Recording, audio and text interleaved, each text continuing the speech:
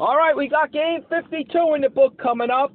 The Morphy-Anderson match continues with the fourth match game, held on December 22nd, 1858.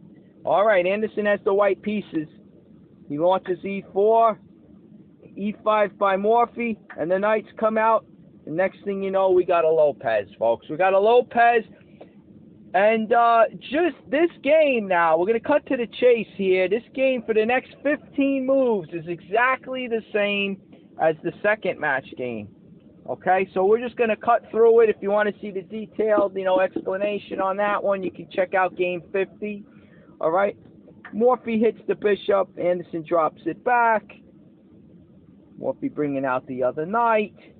Anderson protecting e4 with the d3 pawn. Right, push, but you got now Morphy loves to take this bishop out, aiming at the white king. And now remember, folks, if there was d4, for the time being, black can't play this. See that? The pawn covers it. But okay, anyway, Anderson d3, Morphy bishop c5. Okay, Anderson's answer to Morphy's bishop c5, c3 makes sense. Getting ready to push d4, hitting that bishop.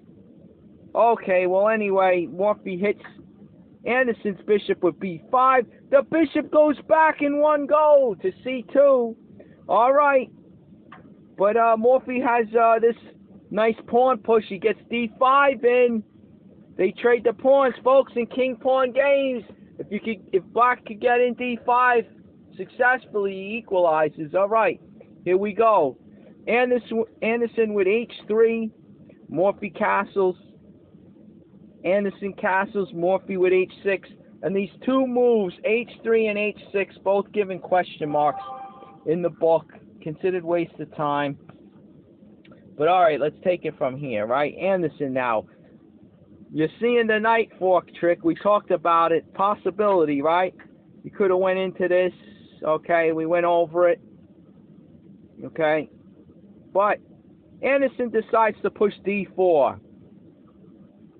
And they swap pawns, and next thing you know, Anderson has an isolated d-pawn. Morphy dropping the bishop back, protecting the piece. Here comes Anderson's knight to c3. Morphy with knight to b4. Attacking the light square bishop. Okay, Anderson doesn't want to give up that guy. He's key to the attack, so he brings it back to b1. Okay, now Morphy with development. Develop those pieces, kids. Bishop to e6. All right, now you got Anderson booting the knight out. Okay, so the knight has to go back. And here's where we go. This is where it deviates.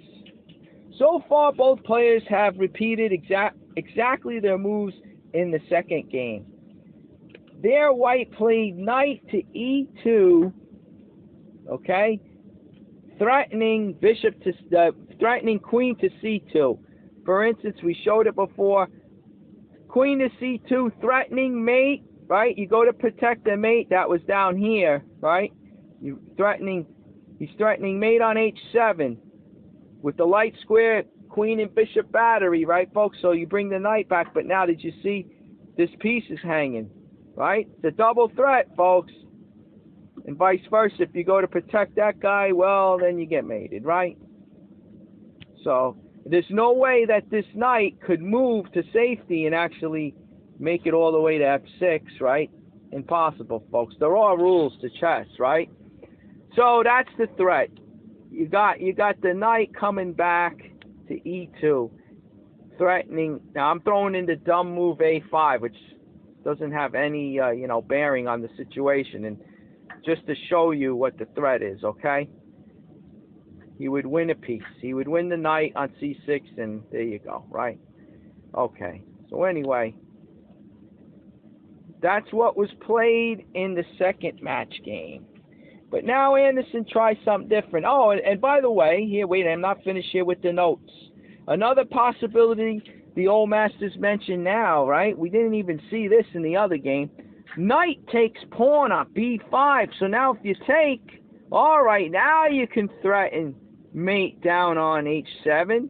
And then you recapture the knight, and there you go. You won a pawn. End result, you win a pawn, right? You sacked your knight to pick up a pawn, and then with this double attack, the queen picks the piece back up, and there you go. You won a pawn, right? So anyway, okay. Now, that's another possibility. Now, they give for black, don't take the knight, okay? They say knight go back to f6 to prepare for, you know, defending h7 if the queen comes to c2. Okay, and here they give, now this knight's actually hanging, right? There's no point of going here. That knight on f6 protects the mate, right? And you just pick up the piece there. Or you, okay, this guy's still hanging, so I guess you'd have to move it. But, okay, here's what the old masters give, though. They say bring the knight back. All right, and then you take the pawn on d4. You got this. And now they're saying to take back with the bishop. And then the old masters give knight to e2. Hitting the bishop. All right, you bring him back. And that's it. That's where they actually leave it there, right there. Knight e2. There you go. Right? Okay, so that's it. I mean, it's pretty much even, right? It's a game, folks. Look at this. He's going to harass him. All right, he goes back to here, right? You know, with the bishop keeping him on this diagonal here, he's aiming at b2. So now the dark square bishop can't come out, or he loses b2, right? So on this move, maybe that's what this is about. You just get him off that b2 pawn, and you could bring him out if you want. I don't know. Shredder seems to like queen to c2 now, and even here. So it's a game, folks, right? It's even Steven pretty much. You know, it's an even fight. Who knows? A lot could happen. Lots of pieces still on the board. But okay, Anderson doesn't do either of these moves. He doesn't sack the knight. He doesn't move the knight back. He brings his bishop to e3. It says, with his bishop to e3 in the present game, Anderson protects his weak pawn first. That's the d4 pawn. It's an isolani, folks, and black can try to play against it and win that pawn. So he protects his weakness, and black promptly guards against knight takes b5, right? Still hanging there. It's still in the cards, right? He's threatening now. Well, if I move there and make an insignificant move, I guess, I don't know, something like this. He can take, right? And I didn't look into this. The idea is when you take back, he gets this one, right? He gets that one, and you're threatening mate again on h7. Okay? And he picks up the knight. And in this line, it looks like black Shredder would rather move the rook, right? Because if he comes in here, well, he doesn't have much after that, does he? I don't even know. Does he? Gets the G pawn. But remember, he sacked the knight on b5, so now he just got 2 pawns for it. He has the attack, though. He's going to probably win h6. Yeah, there you go. He gets h6. But, you know, now black has an open file, the open G file to attack the white king. So it's double-edged here. He's got the extra piece, too, remember. Look at this. He wants to trade queens. All right, he gets the check in. Didn't look at this, folks, so I'm not really sure what's coming here. But it looks like it gives black a slight edge, right? But who knows? Plenty of game to go on, okay? The black king's in the middle. You know, he's in the middle. Although black is bearing down on the white king with the open G file. He's got the bishop aiming at h3. So he's got the centralized knight ready to leap in, perhaps, into the attack. Who knows what happens here. Let's give him a move. Right, queen here threatening mate on g2. He likes pushing g3. We're going to take that bishop. Right, there you go. All right, you bust up the pawn. All right, you win this one here. All right, trade the queens, force a trade. Goes there. Double them up. There you go, double them up. I think black's pulling it out now. He's getting closer to being up too. Here we go. We trade the rooks off, right? Why not? We're up the piece, folks. We got 3 pawns to 5. Okay, so we got, you know, White's got 2 pawns for the piece. So, I don't know. At this point, who knows, right? It looks like black's got a little edge. All right. So anyway, I mean, we're going so far into it, many sidelines could occur, right? Doesn't have to necessarily go like this. But, all right. So anyway, keep Anderson honest. Morphy moves his knight to f6, preventing any, sacrifices, and queen to c2. If he does it now, right, what's the point now? See, queen c2. Only this is hanging. The knight on f6 protects h7, right? Big deal. He just, what would Shredder even do? Just move, protect. There you go, protect the knight, right, with the bishop. There you go, right? There's nothing now. There's nothing. So by moving the knight back to f6, Morphy, takes care of these problems. And look at Shredder wanting to go there anyway. Anderson has different ideas. Look at this by Anderson. Queen to d2, not c2, Shredder. d2. All right, now what's this about? Queen to d2. You notice when you move the pawns, now h3 and h6 got question marks. Okay, they look like a waste of time. But also, when you move the pawns in front of your castle king, they could become targets, folks. And right now you see the dark square battery of white. He could sack the bishop on h6 when get 2 pawns for the piece. And if he keeps the initiative, the pressure up, he can, go for mate. To put a, look, you got this, right? You got rook over here. Let me see. What is Morphy do? Well, there's the move anyway. I told you these two think alike. Morphy bringing the knight, bringing the rook to e8, okay? And you got Anderson playing rook to d1. Now, they go into some notes here. Look at this. Here's the sack we're talking about, okay? Bishop takes pawn is bad, according to the old masters, because pawn takes bishop, queen takes, so you got the 2 pawns for the bishop, and you got an exposed black king, right? But now, you got knight takes d4, right? Now, it's common theme, folks, a common theme is that if you're going for the attack, but you have a shaky center, if you don't have control of the center and you go on an attack, there's a good chance that your attack's not going to follow through. It's going to fall apart, okay? You got to have control of the center. And usually that's why they say for the defense, an attack on the wings, right, is usually a good answer is an attack in the center. So here you got knight takes d4. Okay, so what happens here? Okay, now here's what the masters say. The old masters continue with a knight to g5, and now here comes the knight jumping to f5, attacking the white queen. Okay, now yes, Shredder continues. They just leave it at this. They just leave it right there. Okay, so now Shredder takes it a little further. Well, he's giving up the light square bishop on b1, right? They're trading the pieces. And, it's not the idea of the attacker to be trading down pieces. That's what the defender wants to do, right? The defender wants to eliminate the soldiers so it quiets down, especially if you can trade off the queens. Then it really slows down the attack, right? Takes a lot of the power off the board. But even like this, you took that light square bishop of white is a key piece in the attack. And now, you just you traded it for the knight. And now black has control of h7. Okay, and if he could get the queens off the board, he'll be, he'll have the piece for the 2 pawns, right? Or at this point, what is it, 5-4? So not even. Oh, because the knight took on d4, so black got one of those pawns back. So he's really got a piece for a pawn. So if you look at the evaluation, black's winning, he's up over 2. So look at this. So here you go. Let's trade the knights off. There goes another guy, right? All right, white figures to take. There you go. You got another soldier out of it. Okay? And at this point,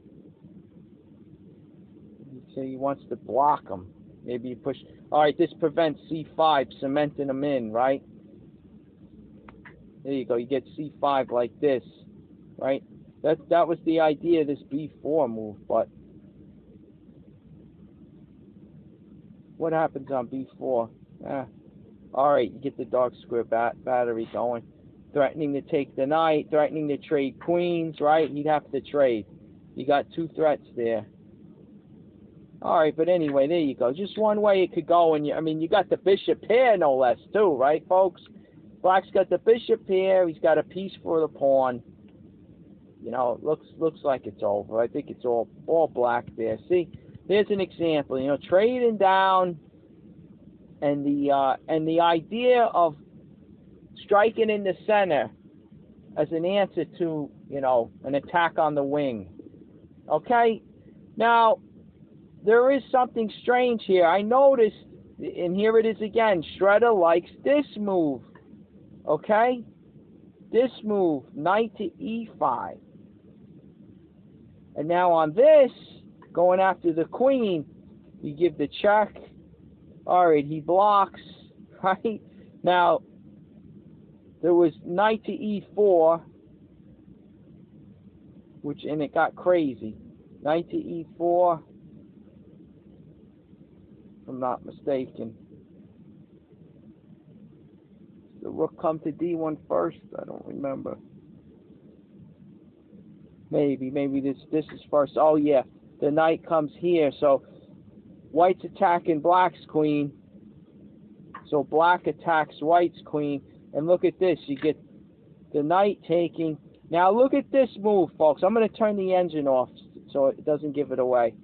Now, if you take back, right, there's a common theme, a tactical thing that you'll pick up. A pawn could attack two knights like this. And it's a pawn fork, right?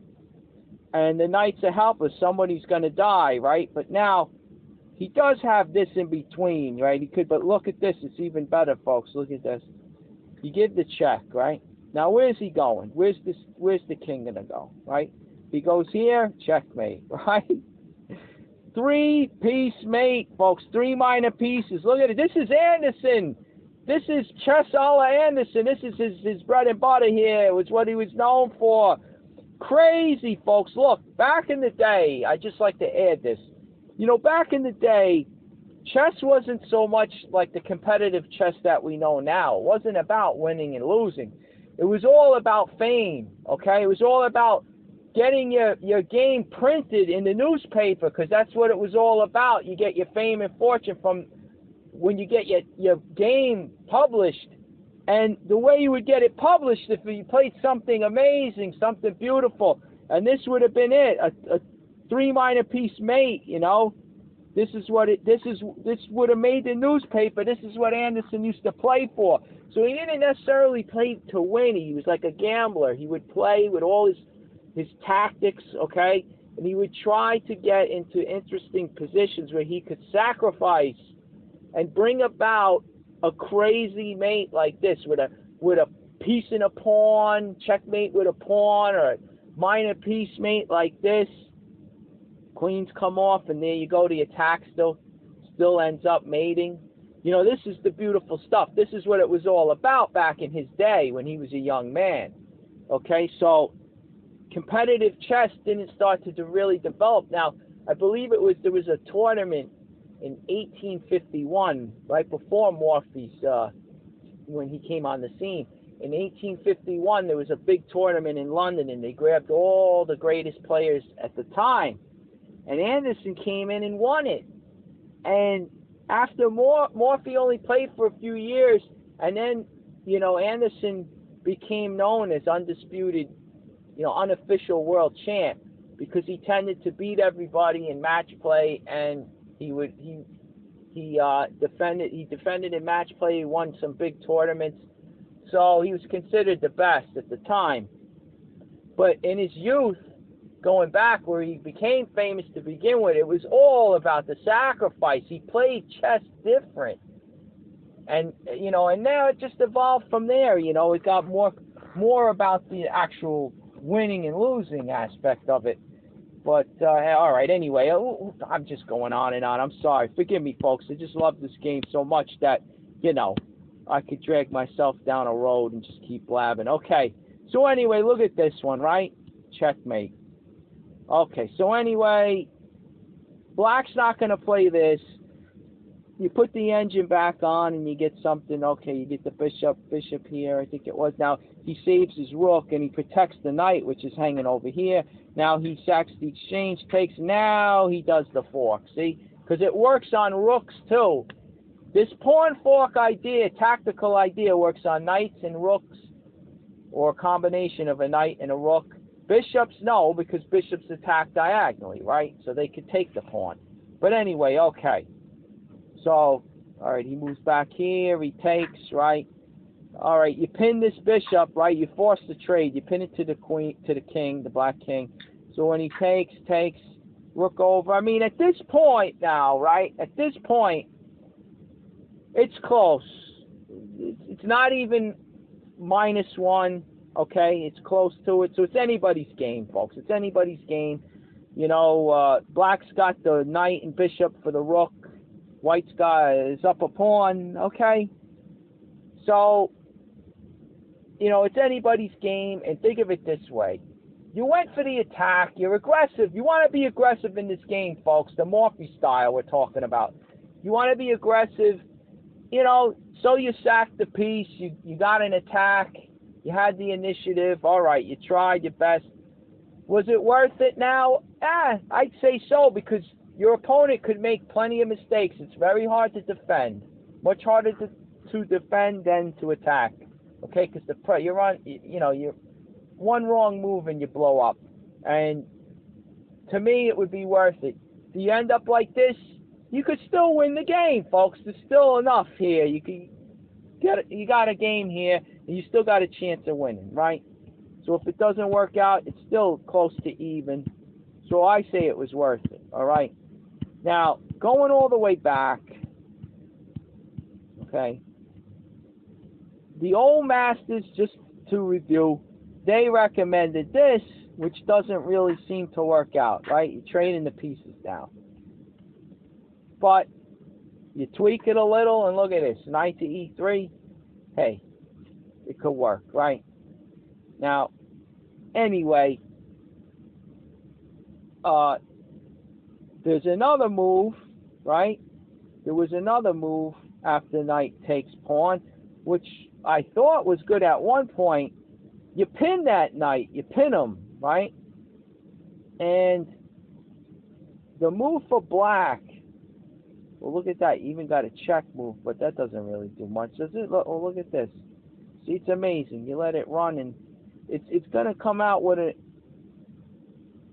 This is the move. All right, the knight didn't seem to work. All right, if you take it, then he takes you. Look at that, and then he wins this guy, right? And you win that guy, and I don't know. Well, anyway, it looks like it puts black up, right? It puts black up.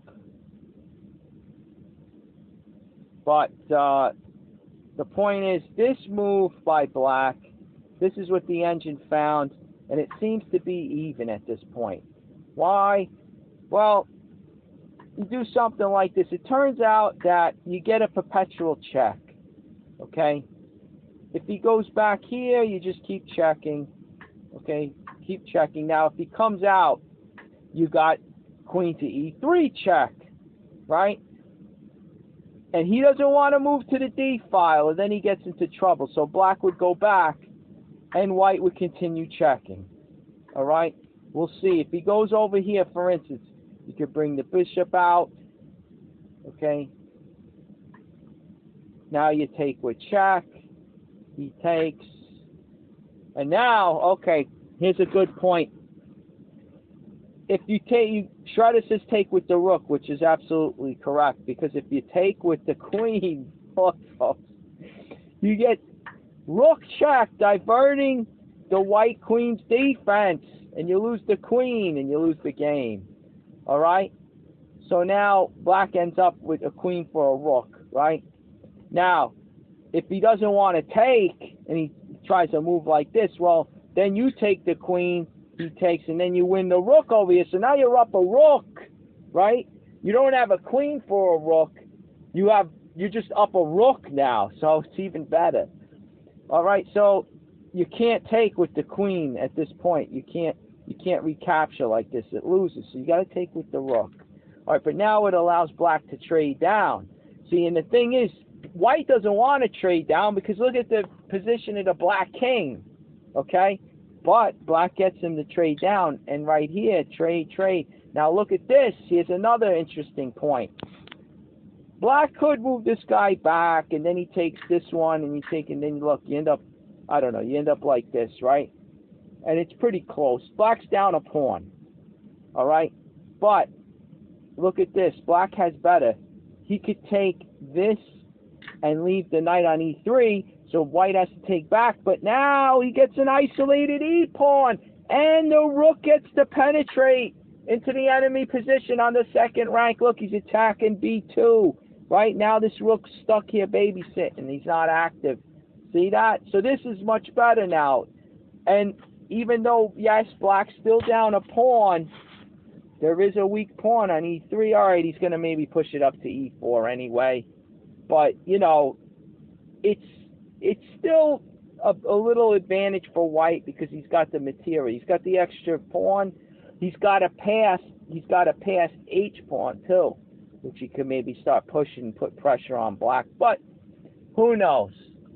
It's not the greatest thing, but it's not even, white's not even up +1. But, you know, it's risky. You go into this, you think you could see all that, folks, from here, you take a chance, let me go this way.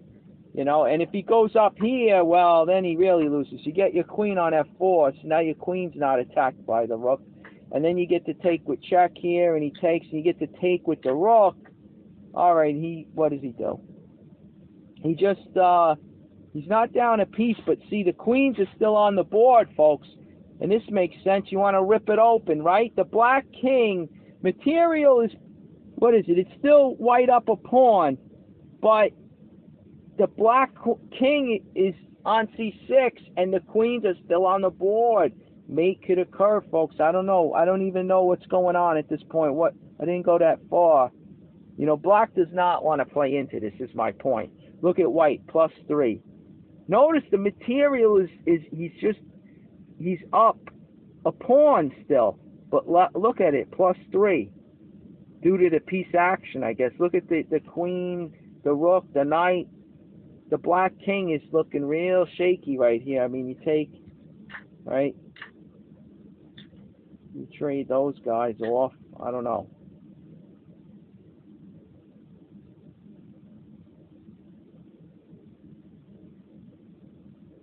I don't know. Well, you're attacking the bishop. Okay, he goes there. He can't pull him here because the b pawn is pinned, right? B pawn is pinned. He can't go there because the knight takes, it's pinned, right? So he'd have to come back. He loses this pawn with check. All right, so you pin the bishop. Okay, so he pins your bishop. All right, wait a minute, wise guy. All right, so anyway, there you go. So now you got 4 pawns to 2. You got the active pieces. And okay, so, you know, black does not, the whole point, I know I'm exhausting it, but I like to play into these positions just to make sure I see what's going on here. There's no way black would want to play his king over to the d file over here. No way. So he would have to go back, and then white has to just resort. Now, at any moment, if white tries something, right, he ends up losing too. I mean, what's he going to do here?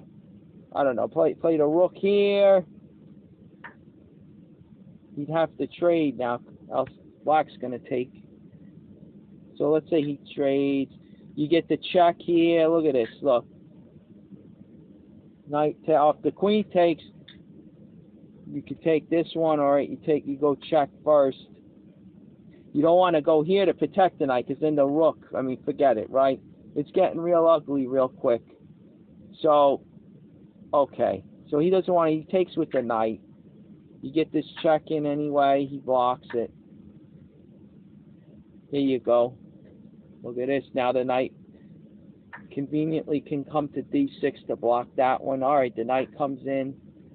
The bishop's pinned on e6. He can't take the knight. He's going after this guy, I guess. Is that it? Goes to check. Where are we going with this, folks? I don't know. It's putting black up. It's putting black up right now. So I mean, it's it. I mean, you got a passed H pawn over there.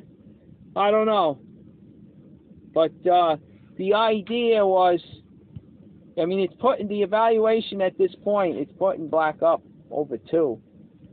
But you know, point being, neither one would want to deviate.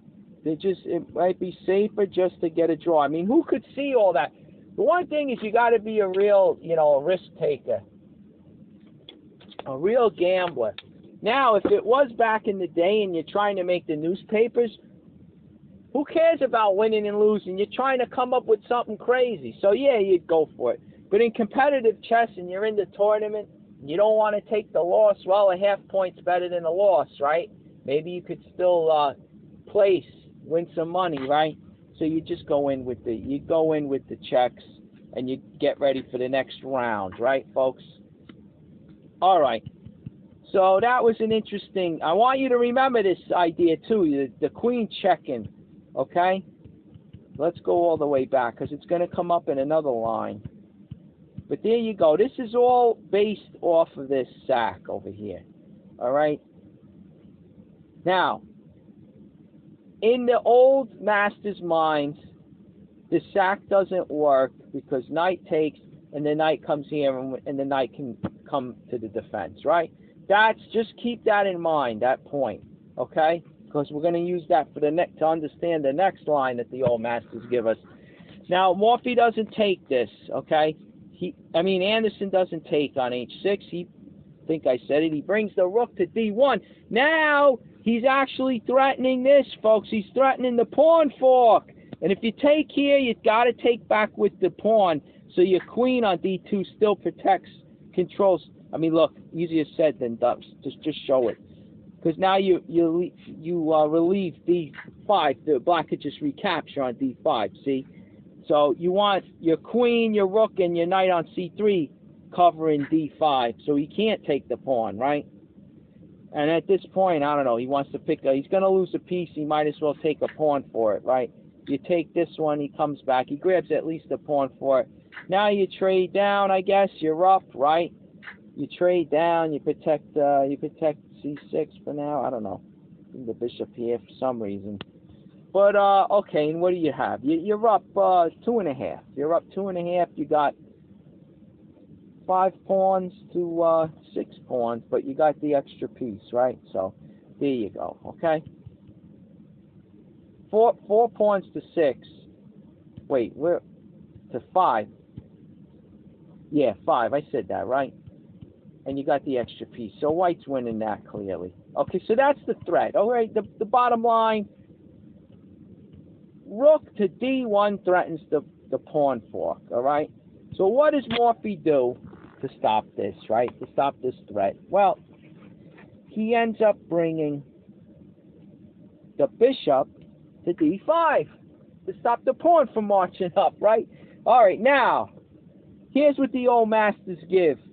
They say that this is best. Morphy chose correctly. This move, you know, you don't want to get forked, so you get this guy out of there, and you come to a5, but they said this would enable white to sacrifice successfully. See, now, if you did this, in their minds, the defense was knight takes d4, but now you don't have it, so they think that this would be successful. But similar to what we looked at, I believe. Okay, I don't know. He wants to go this way. It really is pretty much. I don't. Maybe he doesn't want to. He doesn't want to go. He doesn't want to go to e7 because now I think he loses, right? With that other knight over there on the queen side. You attack this guy. He's pinned. Pile up on the pinned piece. King over, you get the knight check. He runs. You remove the defense of the bishop. which is still pinned. Queen takes, threatening to come down. You take with check.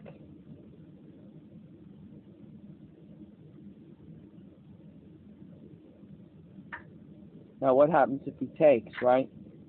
You take, he gets this, but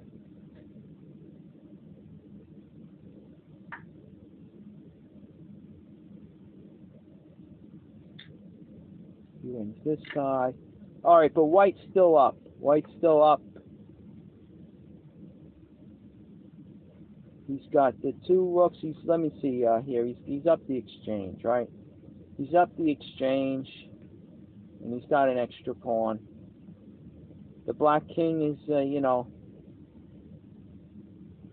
looks like he's exposed. All right. So anyway, white's winning that, right? So he's not going to want. It's just one way it could go. Who knows? But he's not going to want to step out. So this would turn into a draw, right? Black would be happy with a draw at this point. Okay, so, you know, the attack isn't necessarily successful. It's a draw. But you see, there's no knight takes d4 now. That's the point. So they believe, like, this wouldn't be good for black. Okay? So, anyway, what's the other note here? Let me just make sure I got this right. Okay, it says here, okay, that would be no good. Knight to a5 is no good, while bishop attacking the rook on d1 is met by rook to c1. You know, again, with threats down the c file to take this unguarded knight on c6, right? And now they say if after rook c1, if it's met by bringing the bishop back to defend it, right? Well, now you chop him off. Now the queen takes. All right, now the queen's defending the knight, but get a load of this sack, folks. Look at this. First, you redirect your bishop, which is key. Tempo on the queen, right? The queen moves, still protecting the knight, but look, you sack the exchange. Okay, let me turn the engine off just to show you this now, because I don't want to give it away. After the queen takes back, you got knight e5, attacking the queen and the f7 pawn, which is also attacked by the bishop on a2, right? That's why you redirected that bishop, the tempo on the queen, to aim down on f7. Now they double up on it. So f7's going to go. If he, you know, where could he go? Look, he can't stay on the light squares. I mean, he could stay on that one, but still, you end up, let's just see now. I'll put the engine on. I think, all right, you hit him. All right, you just go for the exchange, I guess, right? You end up winning the exchange here. Okay, you could win the exchange one, but look at the beauty of this. Watch these things. Okay, yes, I didn't want to give it away. Black's best move is rook takes, but watch this. Let's continue with the queen moving somewhere, right? What if he goes here, right? Well, now you take, now with the bishop, folks. That's a check move. You could win the exchange, yes, but look at this. Brings so much more. Knight takes, attacking the queen, and at the same time setting up a discovered check by the bishop on a2. And look at this. Black Shredder, he hasn't lost his mind. That's the best he can do. At least get the bishop for it.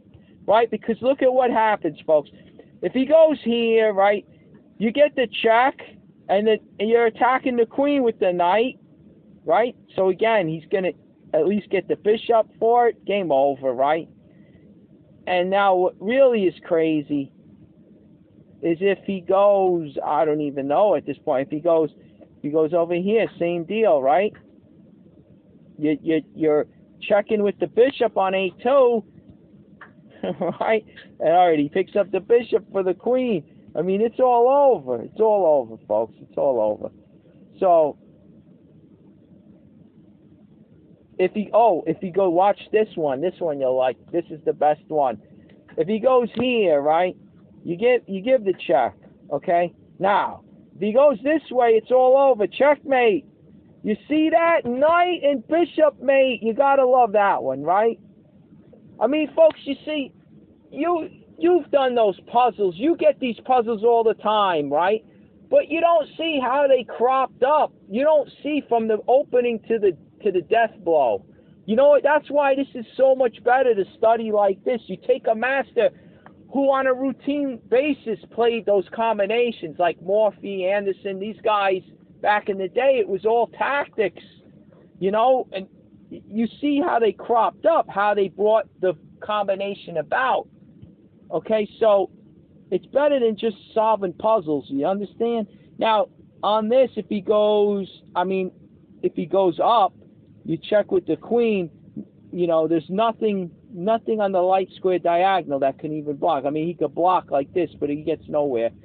If you move, now the knight comes in, and you can see you're forking king and queen, but look, folks, you go for even more. Look at this. You don't take the queen.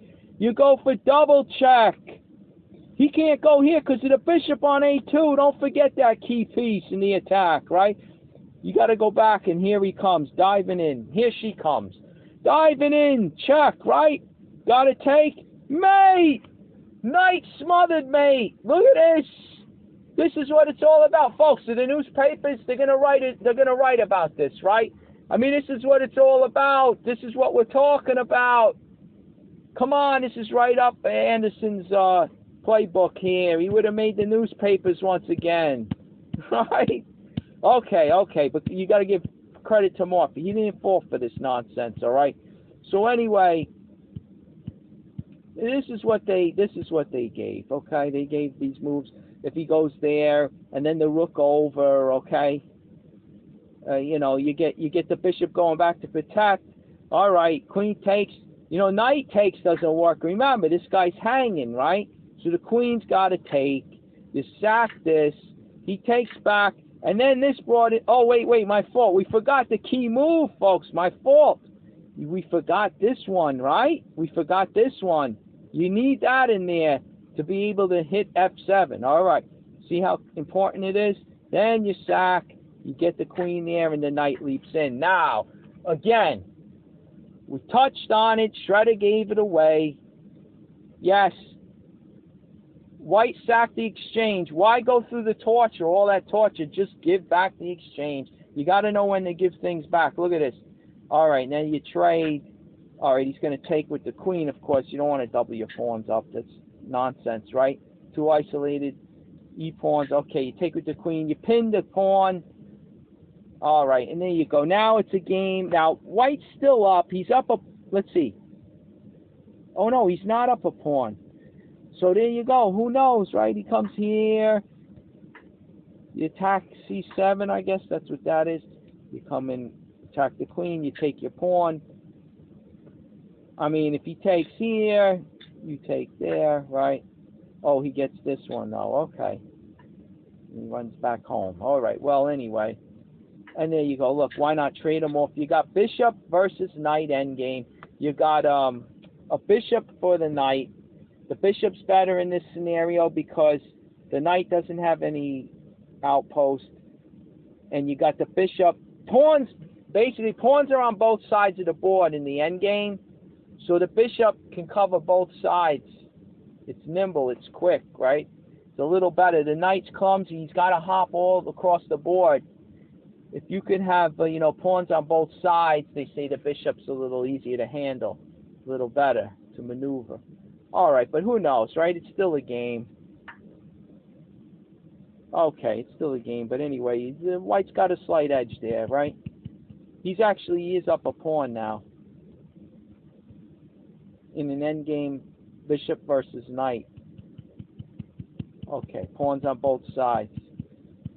It's good for the bishop. Okay, so anyway, there you go. I mean, whether you get knocked out, right? You get knocked out, or you end up giving back the exchange, and maybe it's a slow death. But hey, white may make a mistake and black's back in it, right? All right. So anyway, those are some of the lines they gave. Okay. Whew, let me tell you. Morphy, though, Morphy playing after rook to d1, threatening D5, pawn push. Morphy playing bishop D5. Okay. Now, Anderson throws the knight up. And now we got another interesting bunch of lines. And here it says, Morphy plays queen to D6. Okay. Now we got white is sacking a pawn here. Takes, rook takes pawn, right? Winning the pawn. But now they said right here, right? It says Morphy here refuses the offered pawn. With knight takes knight, pawn takes knight, rook takes pawn. And the position judgment thereby shows has been, and the positional judgment thereby shown has been praised by all the critics after a close analysis which was naturally impossible for the player ever to see over the board. See Maroxy, page 243, for a recent summary of the principal variations. Folks, I mean, you know, this is back in the day, so how recent is it? But, okay, let's take Shredder and go over the couple of lines they give, right? So they give what Shredder sees here. It's what the old masters give. Bishop takes bishop, pawn takes, and then they have rook here. Then the bishop is pinned, folks. The bishop is pinned. If it moves, then you lose.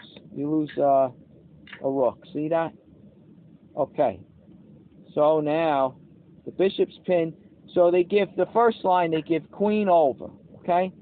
Now pawn up, hitting the rook. Defense of the bishop there. Okay. The rook moves back. You take. He takes. Now. You take, and there you go, right? You're up a piece. You're up a piece at this point. Okay? +3 for white. If, same exact thing, but this time, let me make sure. Let's go back. I'll make sure I'll read it as I go. Right? After rook takes pawn, the second line in Maroxy's notes was bishop takes bishop, pawn takes, bishop to rook 2 on the pin, bishop to A2. Piling up on the pinned bishop on D5, and now they give queen to E7. All right, again F4. Well, you get the check this time. All right, you block him. The rook is still hanging. He moves it here, and you're able to take. Does that make sense? You're able to take. Let's see. You take. He takes. All right, now you trade the queens. Okay, so now the knight's hanging. See, there's not enough defenders. There you go. Look. All right, there you go. You won a piece again. How about that? You even put yourself in the pin. Why? Because now the bishop can retreat like this. You know, he can retreat and defend his own rook. Oh, all right. You want to trade it off? There you go. And white has the extra piece. I mean, the more you want it, when you're up the piece, folks. Usually, rule of thumb, not always, but usually, you trade off all the pieces, and you got the one piece left in there. It's an easy end game. All right? A piece for the pawn. It's an easy win. All right, so that's another line. And then, now this other line is a little different. Here goes after rook takes pawn, Maroxy's notes, you got bishop to F4 this time. All right, the rook slides over to H5. Very interesting, right? Watch, this is why. You hit that guy, and here they got the knight sacking. Okay? Now, if you take, it's all over, folks. Checkmate. Did you see that one?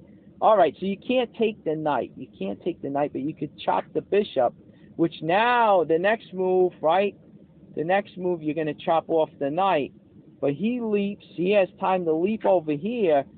Okay, which is protected by the bishop on B6. You take him off. Now the knight's hanging again, but now he takes the H pawn with check. All right, king goes here, I guess. All right, he trades. Okay, now he takes his piece back, and lo and behold, he's down a rook for 4 pawns. But they give the edge to white, and you go after that B pawn right there. I guess he's dead. All right. I mean, with the knight, the 2 rooks, you got to be careful. Don't grab the pawn. Don't go grabbing pawns. He's got to get his other pieces out. I mean, out of all the lines, I would If I had to pick one, I'd pick this one for black, even though, you know, white still has the edge. You know what? I mean, he's got the extra rook for 4 pawns. But those pawns, you know, these 3 pawns on the king side, folks, they could march down and maybe put some pressure and become a potential queen, you know. But white's got the bishop here also, and he's got the 2 rook. Well, let's see. He's not up a rook. He's up a minor piece. My mistake. What am I seeing here? I don't know. He's playing tricks on me, folks. I'm getting tired. Let me get a little drink here. What was I saying? All right, don't throw the pillows at the screen. You got a bishop for 4 pawns. All right, let's see where this goes here. You get the knight out, right? Knight here. Can't the bishop take? All right, if the bishop takes, I guess you're going to win the rook, right? There you go. So you don't want to do that. Okay, just to make sure. All right, he likes, look at this. He likes, you got to let the engine go. All right, look at this. He's going after him. And we're making the moves quick. I don't know. I'd say this is still a fight. This is still a fight. You got those pawns that could start coming down. But yet white has those bishops aiming. So I don't know. This is tough. This is tough. That definitely, I would take this. If I had my pick, I'd take this one. Now remember, this is white's options. After black takes the pawn, we're talking about white making the move bishop f4, which allows this, right? I mean, he could go in with the other 2 lines. So it's really it's best that Morphy didn't go into this because it's in white's hands. He could play those other 2 variations where white had a clear edge, right? Matter of fact, to show what we just looked at, this seems like a silly move, right? After rook over here, like the old masters gave. I mean, all right. So anyway, I think that sums up the last variation that was given. Knight takes, right? Knight takes bishop. They actually concluded right at this point. They left it at that. That's where the old masters left it, but Shredder took it a little further. See that? He takes a check. Over here, he trades the queens off. He takes the knight. You know, there you go. Like I said, though, it's up to white. And if he doesn't, he could go into this line, right? He could go into that. And look, this is going to probably transpose. If he plays queen here, it transposes into the queen e7. It'll be the same thing. But all right, he goes here. Takes. Right? He's down a piece. And he can't pin it, folks. Just remember, you can't pin like this. Look. And he takes here. And there you go, right? There you go. We got an extra rook, folks. We got an extra rook. All right, so there was an interesting line. King takes. I think I'm not sure now. If the rook was, if the rook, look at this. See the rook went to F5. If the rook goes to H5, watch this. We play everything the same, right? Boom, boom, boom. You pin it. Look, you pin it. King takes. Because when the queen comes down here, right? There was the check. No, it's not working. It's not working the same. I don't know what it was. There was somewhere. Oh, okay. My fault. Come here. Come here, you. Come here. I'm going to go back.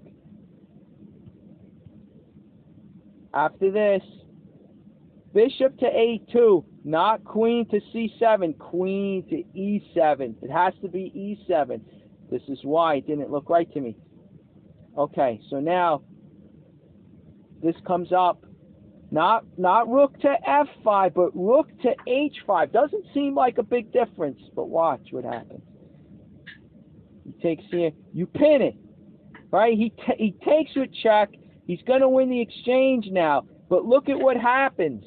Because the king takes, when queen takes rook, it's not check. And look at this. You come down. You come down with check, right? And now, see, if the queen was on c7 like we had before, he can only check from c5, and then this queen can go back and block. He can block on d4. But now we got a scenario where he can check on e3. There's no queen block, no white queen blocking on d4. So look, if he goes over here, you sack the rook. And now you just check him to death. Perpetual check, folks.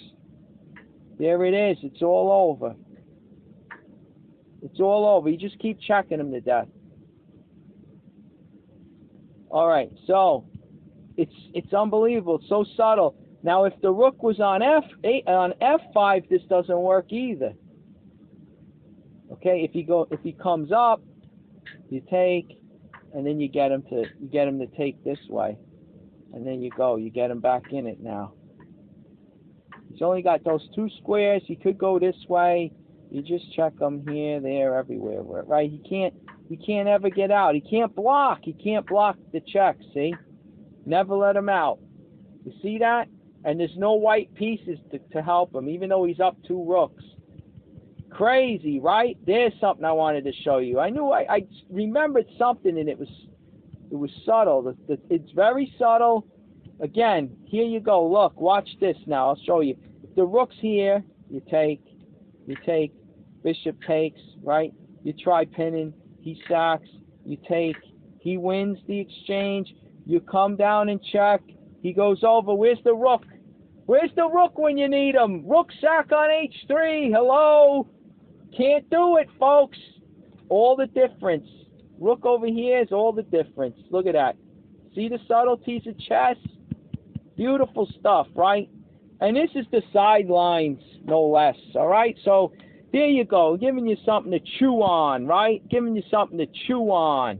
All right, so anyway, there we go. How did we get here? Morphy did not go in for winning a pawn because it doesn't lead to anything for him.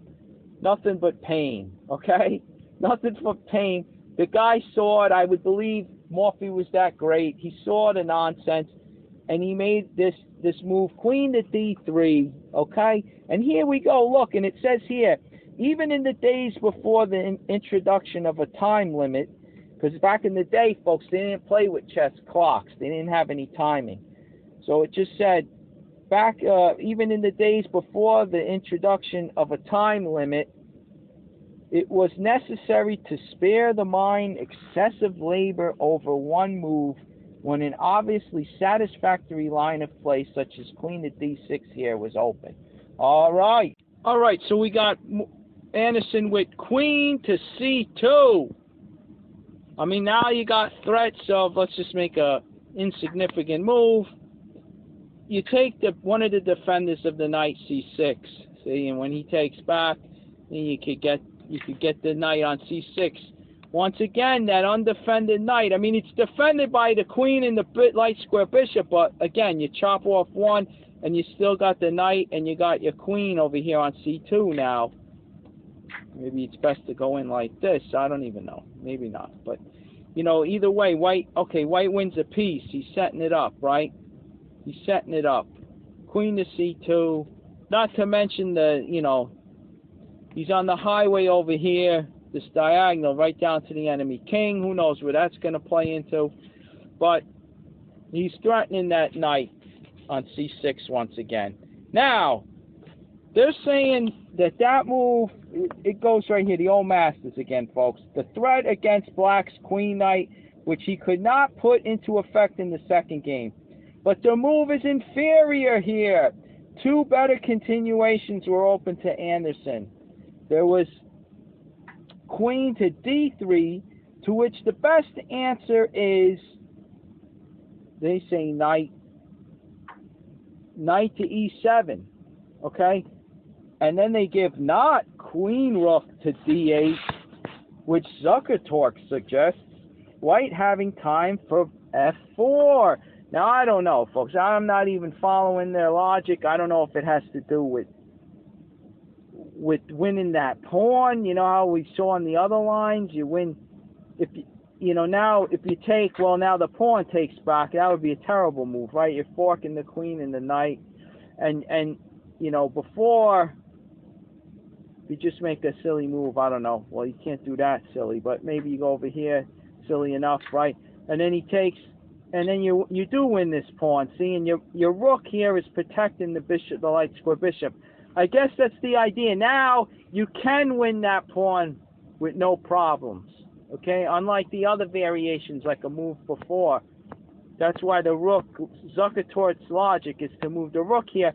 But they're saying that gives white time to play f4. Now the knight is protected with two pawns, and a pawn would take back, and, you know, like we just showed, right? It does, changes the position totally, right? So, I don't know. They say that's no good, and let's see, queen to d3 was the move. They're saying it's best by this. And I don't even know. That move, I don't even know where it goes from there. It's still a game. Maybe they're right on that. That's the better move. Now they're saying after queen to d3,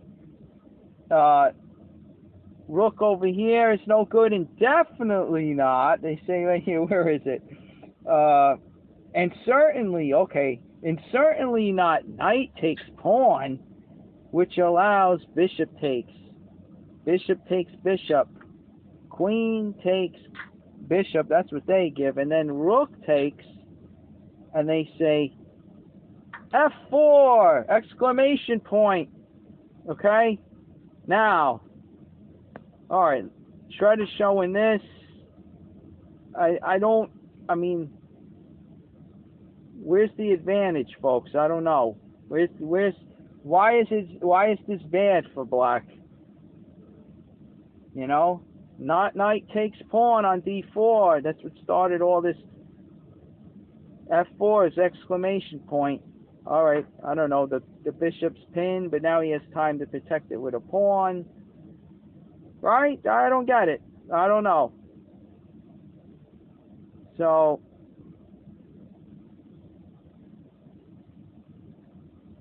looks like black's doing fine, you know. I don't see white winning that at all. But anyway, okay, wait, I'm going a little too far. Here we go. Queen to d. That's one suggestion. Queen to d3. Now you see Shredder saying to take here. Pawn takes, and now take here, right? Is this good? No, he's threatening f2. He's threatening to take on f2. For instance, you go here, he takes down there. And then it's goodbye, right? Goodbye. So he can't even take the rook. So the rook's not pinned anymore with queen to c5, threatening mate in 2. Right? So he goes back to protect it. And now you get to move your rook to safety. Remember the rook takes h3, stalemate ideas, but alright, white has his queen on d2, so a little different position now, right? Alright, here we go. Now we go into the light squares. From the dark squares to the light square attack. Alright, he chops it off. We take back with the rook. Alright, he pins it. Let's see where this goes. Look at this. If he takes here like this, then we could take, look at that. We get a fork. Look at that, huh, folks? I was even looking at this one. You take, oh, we'll take with the bishop. I was going to say, if he takes this way, now you get the fork, right? But all right, you go right in. You go right in for it, right? Let's see, does he like, he likes my rook? Nah, this is better, okay. You take there, he moves, right? There you go, you chop him off. You chop him off, right?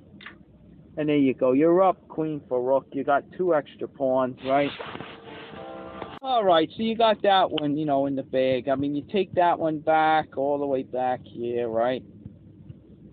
I mean, at this point,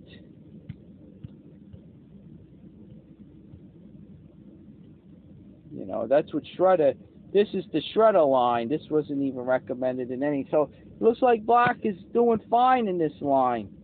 Knight takes knight. That's what it likes. Okay? Pin there. Remember, queen c5, there's no pin on the rook anymore. All right. There you go, right? That's how we got into this.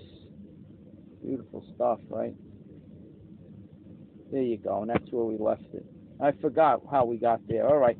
Anyway, we're gonna go now with another line. This is what they're saying, folks. Anderson had queen to d3, right? Black had other choices, some good, some not so good. But here's another line they had. They had this. Let's see. Let's see. Now they get in. There was knight takes bishop, like Shredder sees. All right, knight takes knight, and then knight takes knight over here. Now, Jay Lowenthal only gives queen to c2, right? Threatening the check. But they give here now, in his analysis, they give knight takes. Now, Shredder wants to go in for this. We'll look at that in a second. Jay Lowenthal gives pawn takes knight, and then knight takes knight, pawn takes, and queen takes pawn, which is correctly shown to yield black the superior game. I mean, it looks like it because look at that e-pawn, right? Looks like that's going in the box. I mean, if he gets the check in first, and then what? What's he got here? Has he got anything? I don't know. Looks like a pretty even game. And, weak e-pawn for white. He'll be 2 pawns down. So, look, it's a check move. He takes here with check. Right? He's down 2 pawns now, white. I don't know. What's he like? You trade him down? What are we doing? All right, he's threatening f7.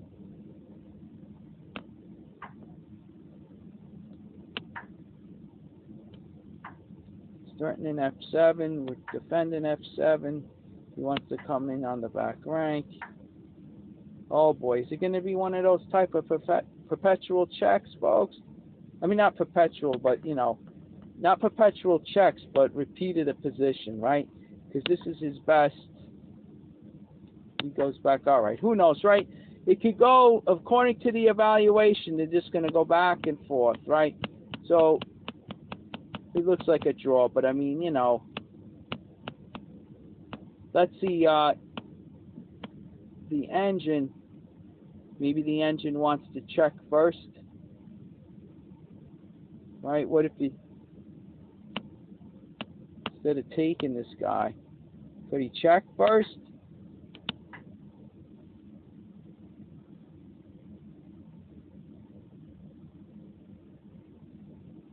He takes over here.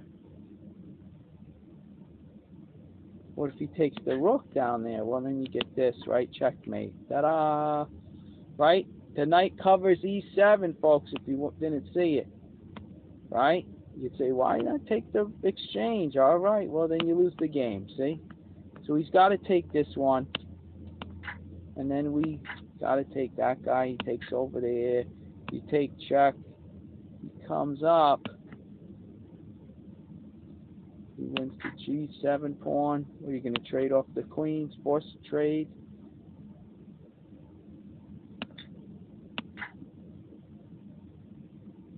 Opposite color bishops. Rook to the 7th.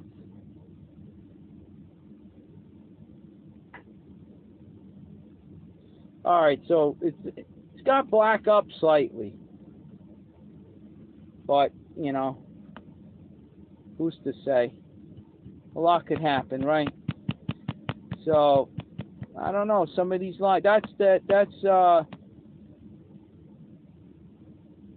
this line by Jay Lowenthal. It says Jay Lowenthal only gives queen to c2, but Okay, in the rest of the analysis of the old masters, they give knight takes knight. All right, and well, let's see, make sure I get in the right spot here. All right, queen takes knight, and then now you got queen to d3. When the position is fairly level. Okay, now on the other hand, we're going too far back. Here we go. Got queen up. Okay, on the other hand, bishop takes pawn is bad because pawn takes bishop, queen takes pawn, knight takes knight. Okay, knight takes bishop, not pawn take. Look at this now. Watch this. Not pawn takes, because bishop takes pawn check. Now, if the king takes, folks, look at this. Knight fork. All right, you chop him off. But look, discovery. Queen takes the queen. See that? All right, he wins this. You win that. Right? So, black's up, though. Black's up. He's got two rooks. He's got a queen for the bishop and knight, right? So, there you go. That's on this deviation. This pawn takes pawn. That would allow the bishop check. So the king can't, the king can't take. The rest of the line goes rook to h1 and then rook takes pawn. Okay? And they put black up. I mean, if you take it a little farther, he's going to take with this. You got the rook on it, right?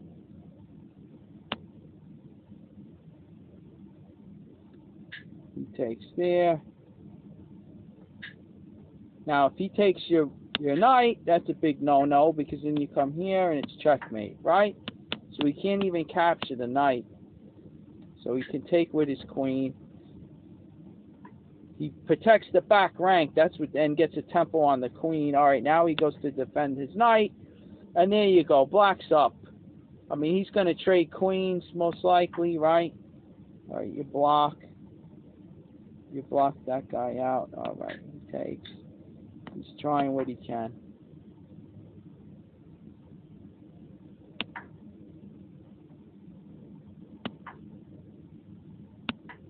There you go. You're up. It's easy now, right? You're up easy. Okay. So that's one sideline of pawn takes, but they're saying no. They're saying that doesn't work out good for white. Knight takes. Queen takes knight. Queen takes knight. And then we got, now watch this, they conclude with bishop takes pawn. Bad move. Bad move. Bishop takes pawn. Look. Queen check. Remember what we were talking about before? Look, he goes there. Queen check. Now, if he goes here, what happens, folks? That's what he's been waiting for. He's been waiting for this. Look. You win the queen over here. Look at this. You win the queen. All right, you check him. He goes over. Now you take him. Look at this. Right? Beautiful. You win the queen outright. You don't even give up the bishop for it. Let's see that maneuver again. See? If he goes over to g8, he's dead. Look. Pull it back. Discovery. And then you take the queen. Now, the thing is, of course, he's not going to go that way. He's got to go this way, right? Now you get the check over here on h4. And then you pick up the bishop, because the queen on h4 defends the rook capturing, right?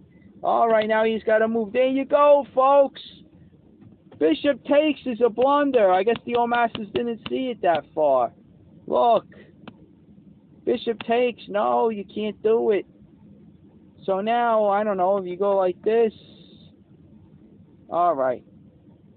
And, white's got 6 pawns to black's 4, but black has the knight. And the black king's exposed over here. I mean, you're going to do maybe a rook lift, come over, right? What do you think? What do you think? I don't know.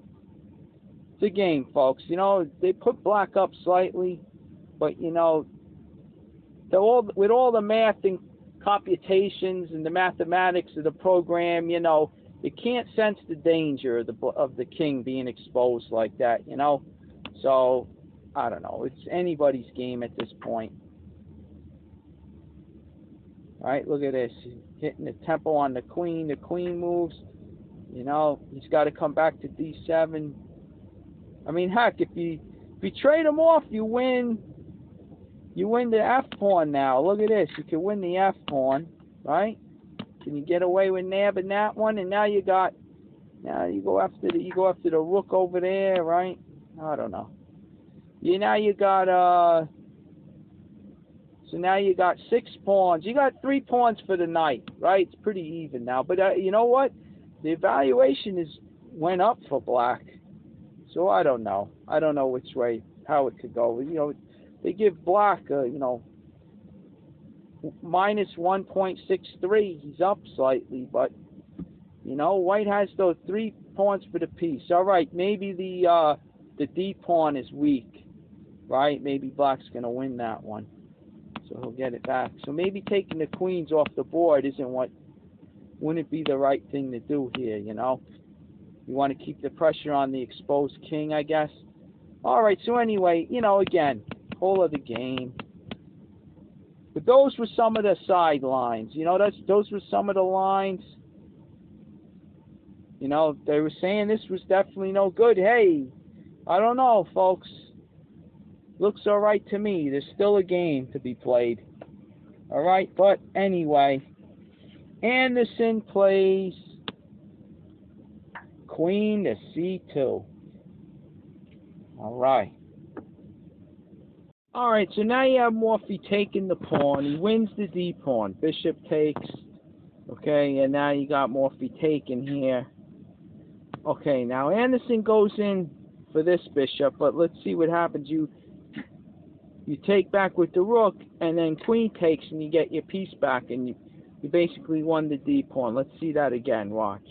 Here we go. See the d pawn right there? That's protecting the e5 knight. Takes. If the rook takes, well, now there you go, right? And you know, black walks away with the d pawn. All right, maybe he goes there. That's what Shredder's recommending. Okay. So, all right, let's go back. So, takes.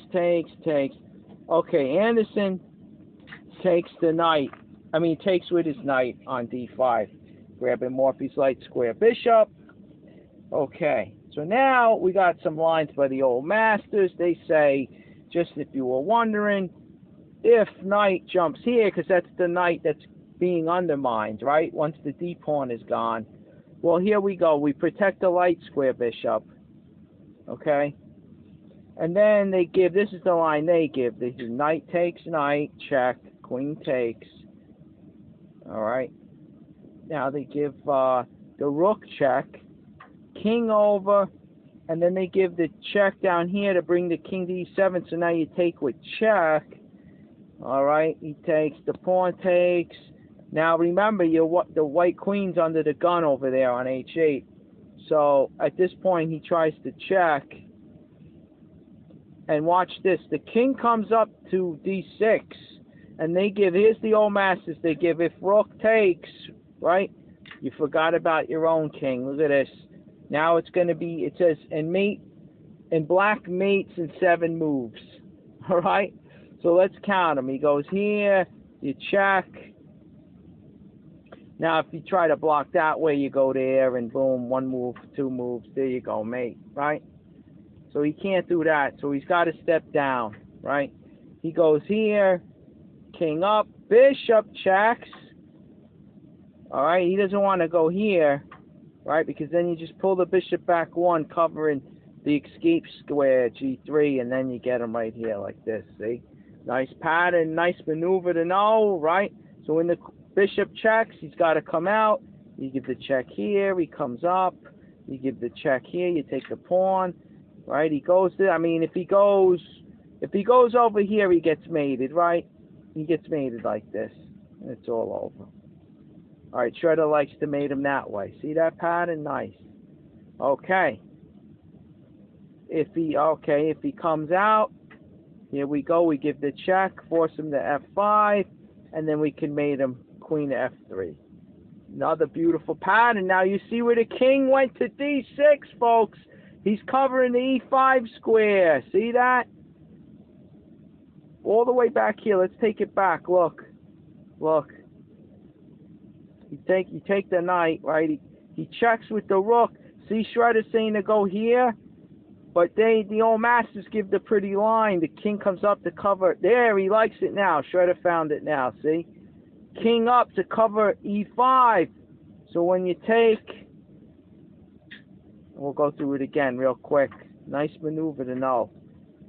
Here he goes back up. You get the check. You're repositioning your pieces. See, to get him going here. Alright, this is a little different, right? Oh no, it's the same. You hit him with G5 to force him to F5, and then you made him, right? There you go. See the king? The king controlling E5 right there. Nowhere to go. The F7 pawn covers G6 and E6, right? Beautiful stuff. Now, of course, you probably saw that you know, white has a little different here. Maybe he'll save his queen now. No matter what you do, look at the evaluation, though, folks. He's busted. Even at this point, look. After you take here, right? If he takes the Shredder wants to take the bishop. Once the queen comes down and king over, I mean, okay, he's blocking. Queen takes F2. But, I mean, you got this, and you're preventing, let's see, wait a minute. If you play that, he'll take on H6, right, with check. King over. Okay, now there's no checks from the white queen. He takes over here.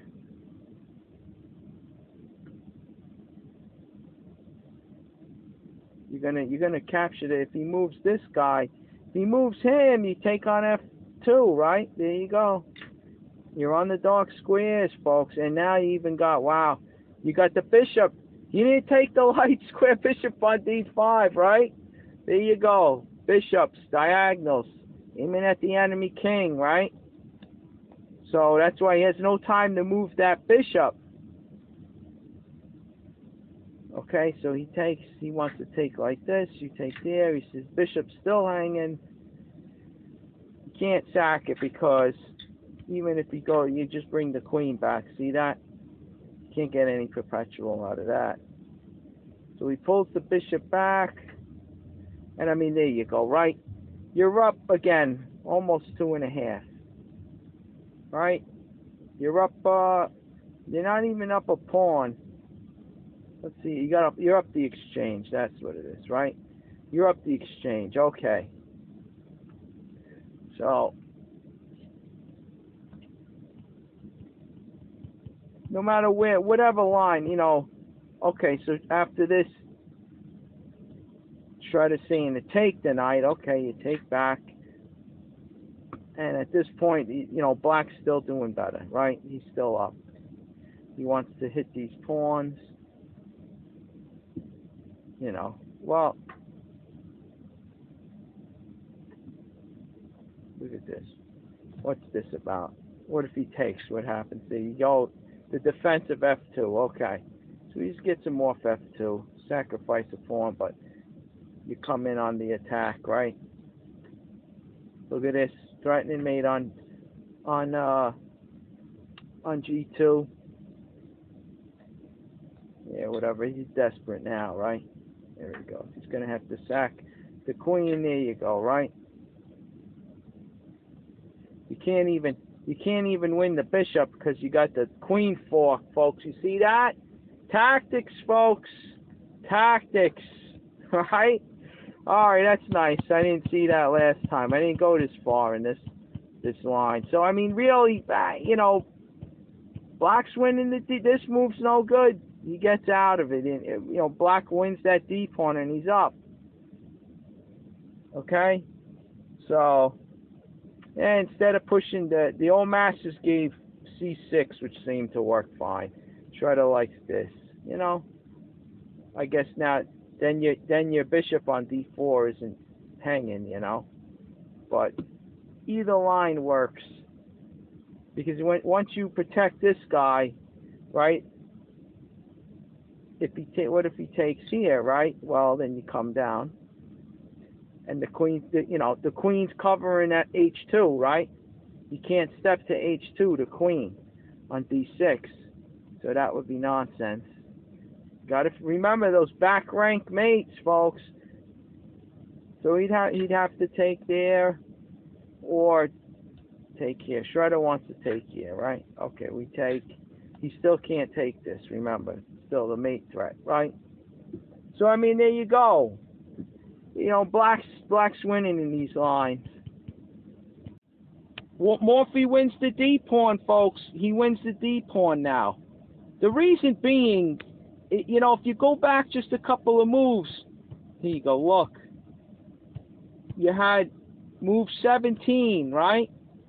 Anderson plays queen to d2 with ideas, right, folks? Ideas is sacking over here. We went through many of the lines, right? He had some play there, some chances, right? But he chooses queen to d2. But there was, at this point, instead of queen to d2, he could have played queen to c2 here. That's what Shredder actually liked, I believe. There you go. There it is. Queen to c2. See? Remember the undefended knight and the mate threat. All right. So instead he picks this. You got to go with what, you know, stick to your guns, right?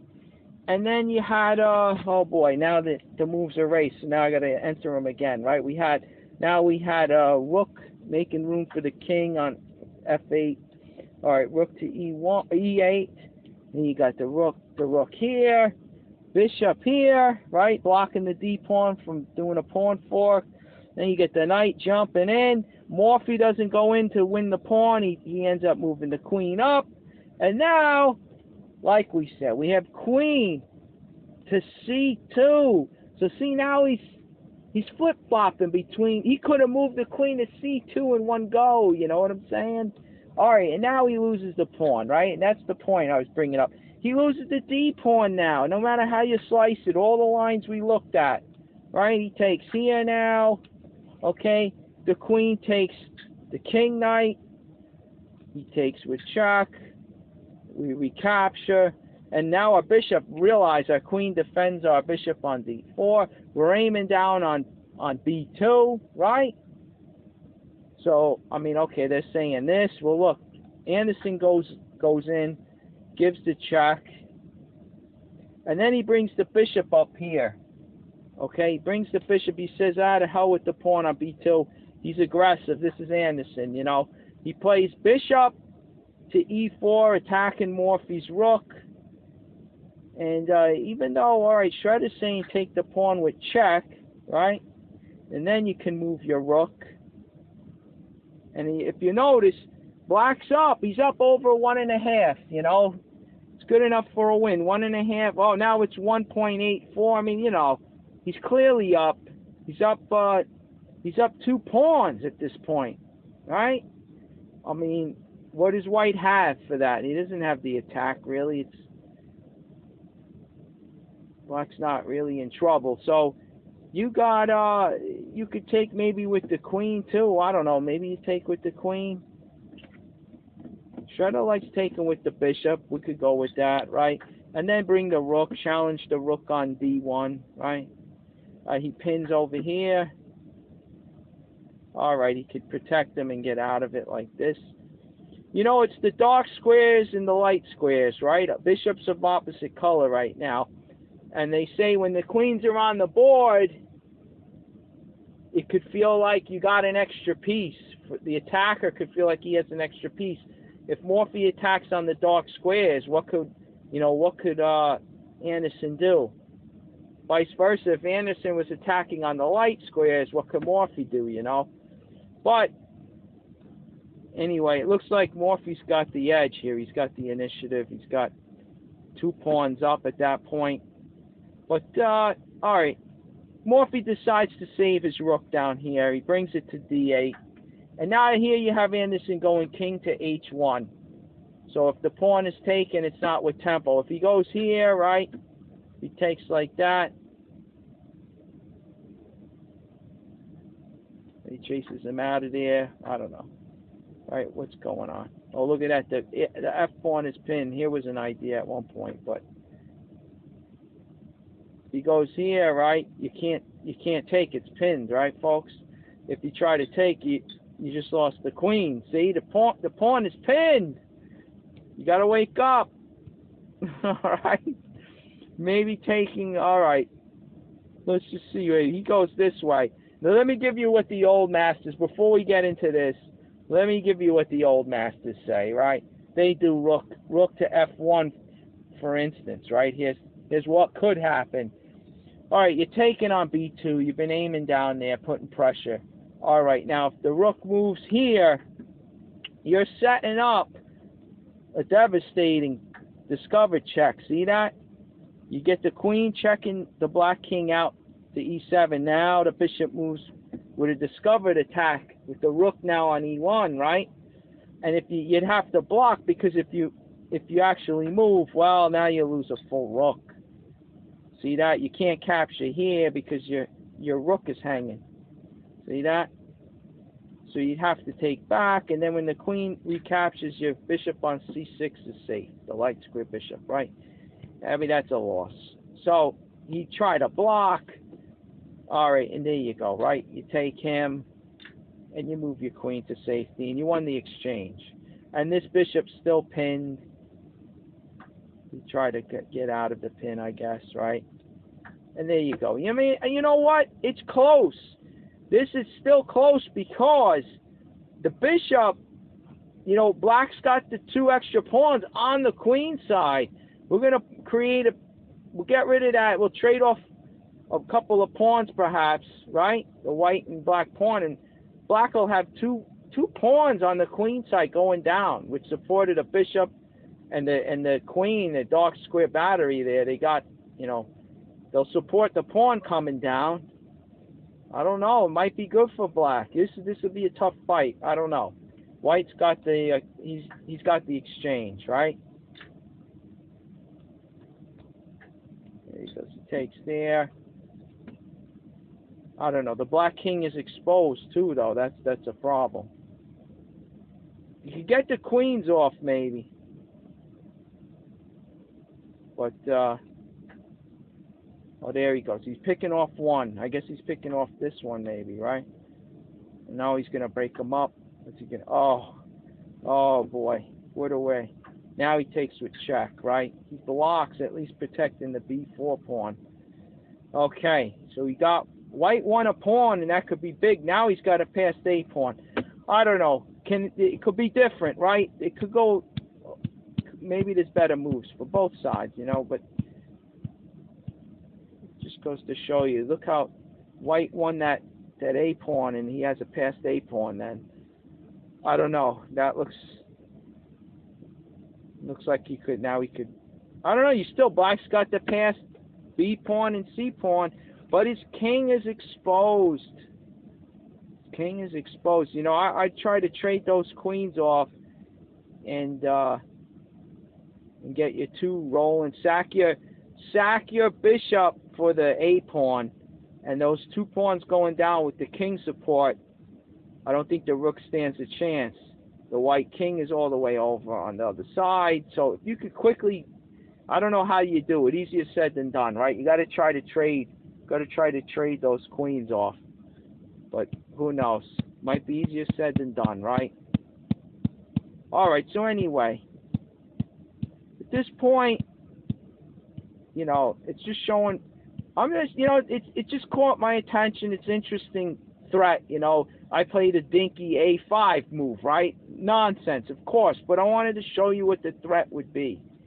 So how would Morphy stop that? Well, at this point they give not pawn to g6 because then he takes this with check, right? He plays pawn to g5. So now the queen protects h6 and also stops the check on h8. Okay, so now here this is what the old masters give. All right, he takes here, and then he actually hits this because it's pinned, right? It's pinned. Now we got this move, queen to g7, and Shredder would go in, and that would be great for black. I mean, it would be great at this point. Get the queens off, right? So, I mean, he's up easy, right? Let's see. You pin that guy. Is that the idea? I mean, he's up, he's got the 2 extra pawns on the queen side, right? All right, so here we go. He doesn't, the old masters figure he's not going to trade queens. Queen over here, right? And then, like it shows, queen takes, and they just leave it there and wins. All right, okay, here you go. You got mate coming on h2. How does he? What does he even do? He gives a check. You block that guy. All right, you're gonna win this. Look, material. You don't get mate yet, but you get material, right? Goes here. There you go, right? Here we go. We're going to mate on G2. How could he stop it, right? How could he stop it? He's just going to take care. What if he goes here? Well, we win this guy, right? This is just too much. He's overloaded, right? Totally overloaded. So that's what the old masters give. After this, it says and wins, right? So that's the idea if you were trying to defend. If you try to defend the attack, after Morphy's rook to d8, you could try to defend f2, and that's a line they give, right? Okay, that's where they go with it. Okay, boom, boom, there you go. All right, and black's easily winning. All right, so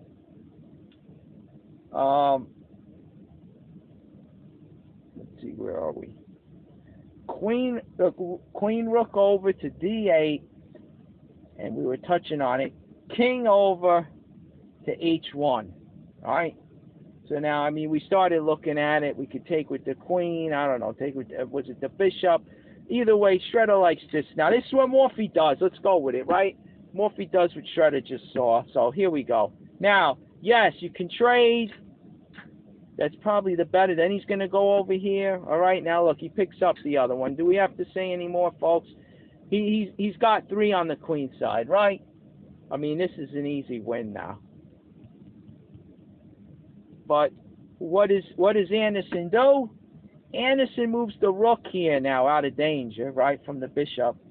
But now Morphy just takes with check, and there you go. He takes. And you see, it's almost like a wasted move, right? He just burned a move. He moved the rook. Watch this. Look, he moved the rook here only to have to recapture over there, right?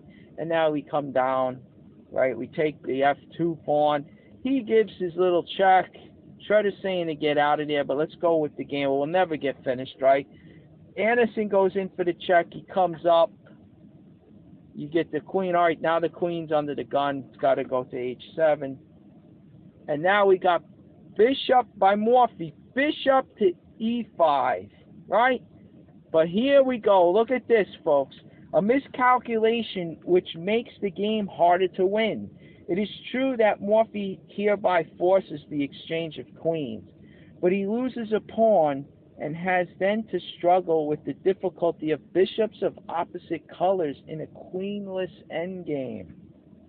Like I said, if you got bishops of opposite color, if the queens are still on the board, the attacker can sometimes whip up positions as if he's up a piece, because the bishop of the other color, you know, in this case, Morphy would be attacking on the dark squares, for instance, and how could Anderson's light square bishop help defend? You can't. So sometimes the attacker can feel like he's playing with up a piece. Now, once the queens come off, different story, right? So anyway, here it says, okay, they give the line, rook, right? Morphy wants to play, he does play, matter of fact, I should say it. He plays bishop to e5, right? But here the old masters give rook to d8, and it's a win. It wins at once. For then, if white takes the black rook, okay, because they say bishop here or bishop there, right? If you defend your rook, you just take, okay, and then you're going to go in with a quick mate. Look, you get dark squares. See, folks, dark squares. This is what we're talking about. How could this bishop help in any way? The light square bishop, right? He's attacking on the dark squares. Look at this. There you go. See that? The queen on the light squares on h7. No help. It's like they're not even on the board. It's like two dimensions, right? You love the sci-fi. I don't know if you sci-fi nuts are out there, right? Twilight Zone and all. The Outer Limits, right? We're in two different dimensions, right? There's the dark side and the light side, right? And there you go. And that's like a perfect example of when you got bishops of opposite color with the queen still on the board. It's like you're attacking with an extra piece. Okay? So anyway, so let's see what else they give. Okay, that's if the bishop came back to defend the rook, right? Like this. No different if you go here, it transposes, right? Same thing. We see that again. You stay on the dark squares. You see this? You check on e1. Force him up. You stay in the dark squares. So now when he has to defend, right, like this, you can capture on g3. And you go in on h2. There you go, right? All force. Okay. So the bishop going back to defend, the light square bishop going back to defend the rook, it doesn't work out. Okay? And let's see what else they give.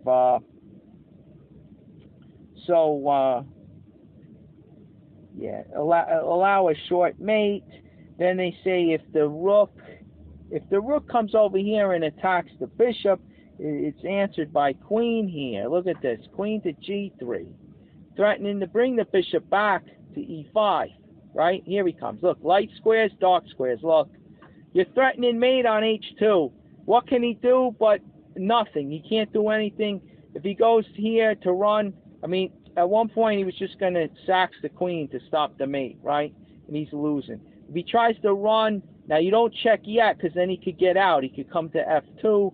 He's still in trouble, but to just end the game, to put the, just to totally, end all hope.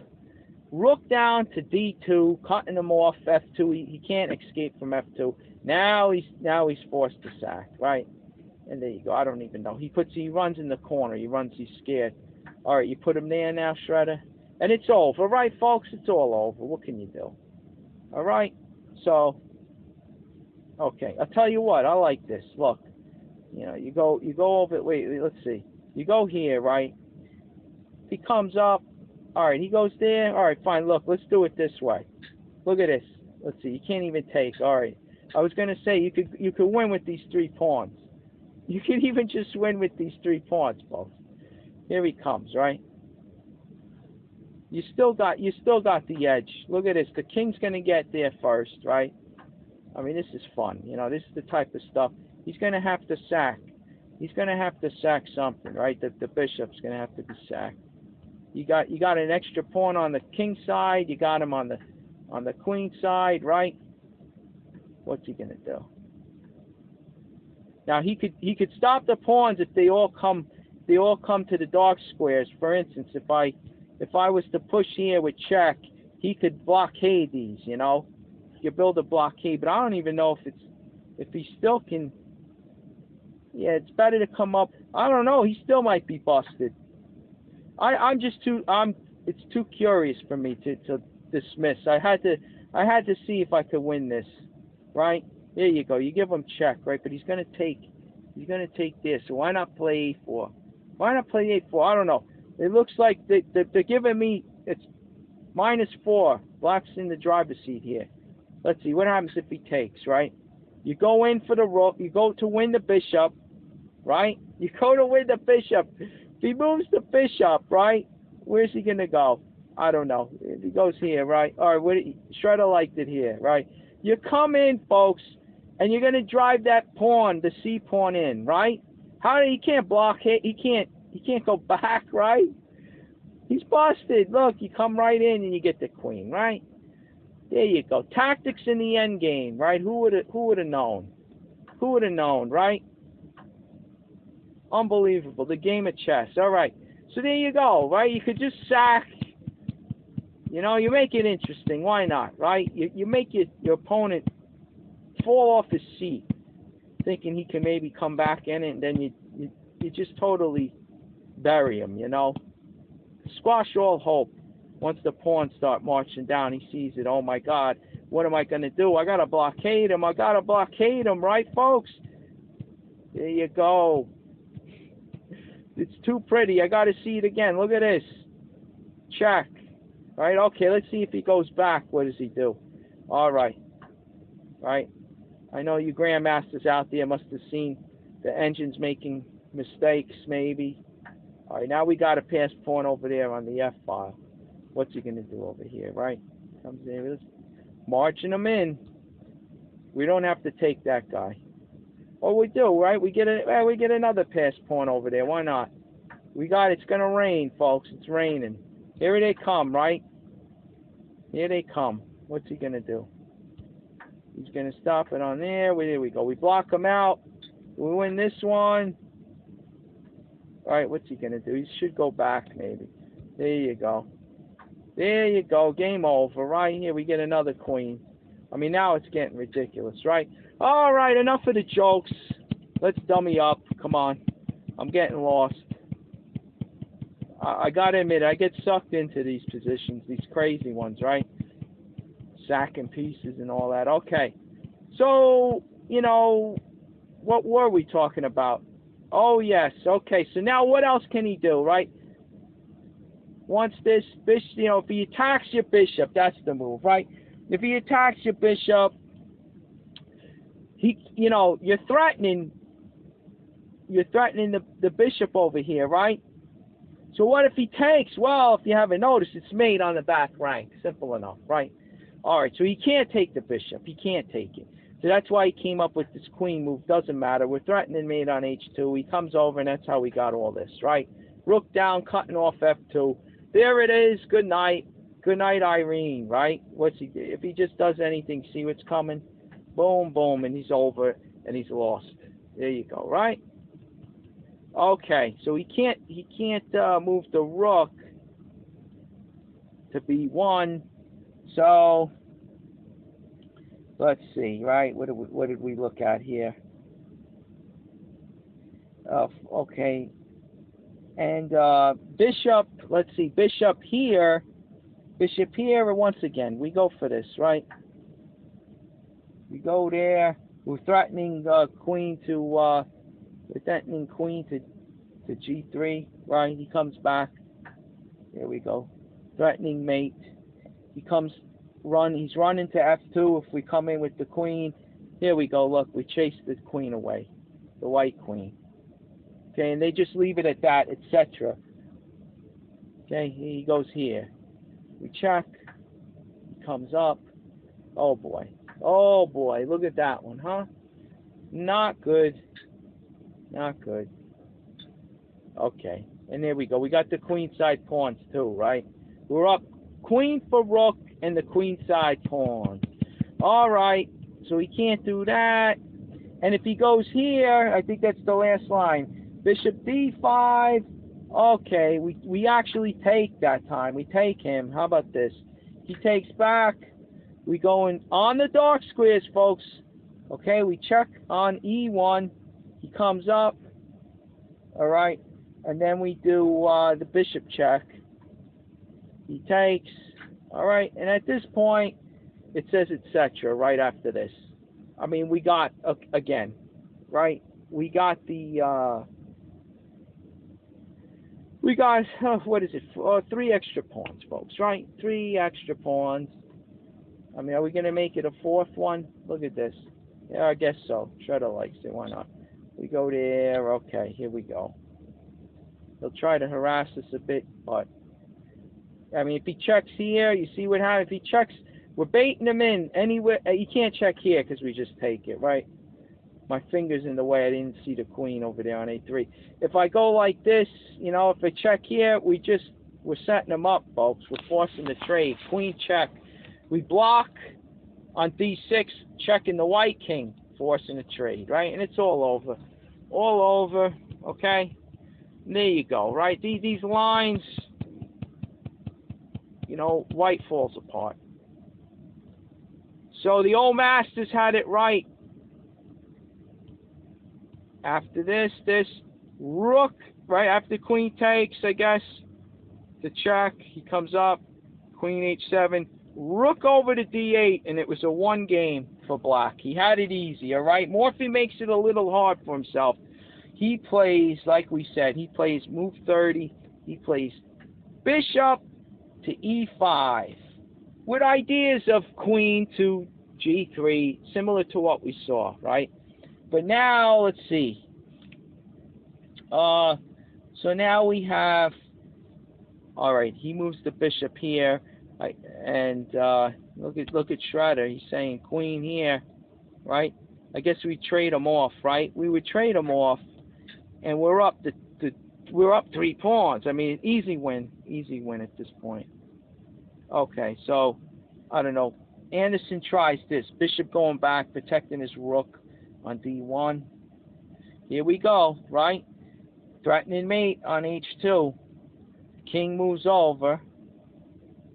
Let's see. He comes. This is what the old masters mentioned, this forcing an exchange of queens, right? There's nothing Anderson can do. He's got to trade queens. And you know, that's what Morphy's going for. He figures, look, I'm up 3 pawns, right? I got 3 against 1 on the queen side. Should be an easy win. But here comes Anderson, right, fighting back. Look at this. He's going after the a6 pawn, right? Now, this was an exclamation point by Morphy right here. Rook to b8, attacking the bishop. Anderson takes it. He goes in and grabs the pawn. And now look at this, c6 to protect the b5 pawn, okay? And now the bishop's trapped, folks. Do you see him? He can't come out. He can't come out. So Anderson should have went to work right away on trying to rescue this bishop, get him out of there, okay? Schroeder's saying to play this, but the old masters recommend, okay, after, let's see, we had the move c6, okay. Schroeder found this, and that's what Anderson did. And then you have bishop here aiming at the a3 pawn, okay? And now you have Anderson protecting it with rook to d3, all right? But now with the bishop on d6, it shields Morphy's king. He's going to come over and try to gobble him up, right? So what they said, they recommended this. They recommended at this point, on this move, right, we had c6, okay? And it said, let's see, Anderson's last 2 moves are not the best. On move 36, right here, he should have played rook to b1. And I guess with thoughts of playing a4, right? Because the pawn is pinned now. So you play a4. He takes here, you take, he takes back. But now you got, remember, bishops of opposite color. So if this guy could perhaps blockade these 2 pawns with the help of the king, you know, I mean, heck, maybe black still could win this. Let's just get an idea what's going on here. He's going to blockade on the diagonal, but that might be a waste of a tempo. He goes after that one. It's still looking like black has got. He goes there. I mean, what's stopping? He goes here, right? This a pawn is gonna. All right, he's gonna support it. I think the bishop's gonna go. The light square bishop is going in the box, right? Oh, he's gonna block him out. He's gonna use the c pawn to block him, folks. For instance, similar to what we saw in the other line where you blocked on f3 by pushing the pawn. See, now we could push the a pawn to a2. He'd have to sack it. That's the idea. So he gets the bishop in here for now. Doesn't matter. He goes there. I mean, he's going to have to sack. He's going to have to sack it, right? Or else it goes in for a queen and black wins, right? So there's some endgame technique, you know, some endgame technique. Bishops of opposite color are the most drawn endgames, but not all the time. Now, when situations like this, when you have pawns on both sides of the board, and you know, black's got just too many the passed pawns. His king's on the other wing. I mean, the bishop's no match for the king and the two pawns. He's going to have to sack himself for one of them, and then the other one queens. All right, so there you go. I mean, at this point, all right, so the old masters were saying, I don't know, maybe Anderson saw this stuff, said, I still have, it's no match for me, right? If he tries to pull back, I mean, even this doesn't matter now. He wouldn't even want to trade. Now he'd push the pawn, I guess. Look at that. You block. And now, oh, you try to set up a discovery. Look at this. You even give it to him. And now the pawn's coming in, right? He's going to try to blockade it. All right, so you know, maybe that line with rook to b1 isn't so good. It isn't so good. All right, now watch this though. So c6, they gave this, right? Anderson plays this, Morphy this, and now they're saying he could have played move 37, rook to a1. Okay, again, ready to push a4. I don't know, what's this? You check. All right, he comes up, right? Now you're letting the bishop, you're letting the light square bishop out though. All right, he's going to go out. He's going to go after these. The idea of rook to a1 is to push a5 and free your bishop, you know. But now you're losing on this side, so I don't know. And you would force a trade? Wow. Let's see how this one ends up, right? These endgame positions are just too much.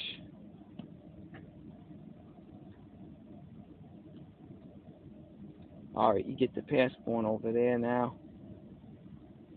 Yeah, look at this. If he does one mistake, look, he's got to stop him from h3 because the king is on this diagonal, and the bishop can't really get to. I guess he could come around the back, right? He could come over here, and if you push, right, then he dies. He actually dies, right? Or maybe not. Look, the bishop could help him out. How about that? You go here. Yeah, you can save him. Because if he takes this guy, you're going for the queen, right? All right. So once you go here, now you'll pull the bishop back if you want. You don't even have to. But this, yeah, you go after this pawn maybe. I don't know. You leave it like, yeah, you save him for now. And this pawn is, you're going to win.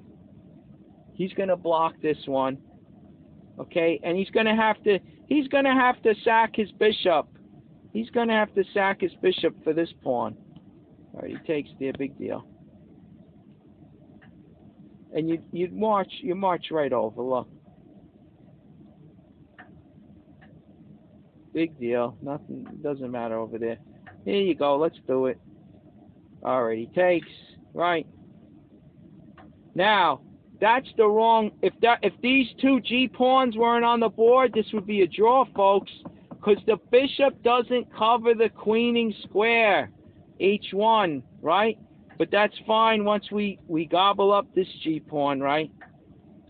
Once we gobble him up, okay. Now we can do it. Because we'll make sure we get this right here.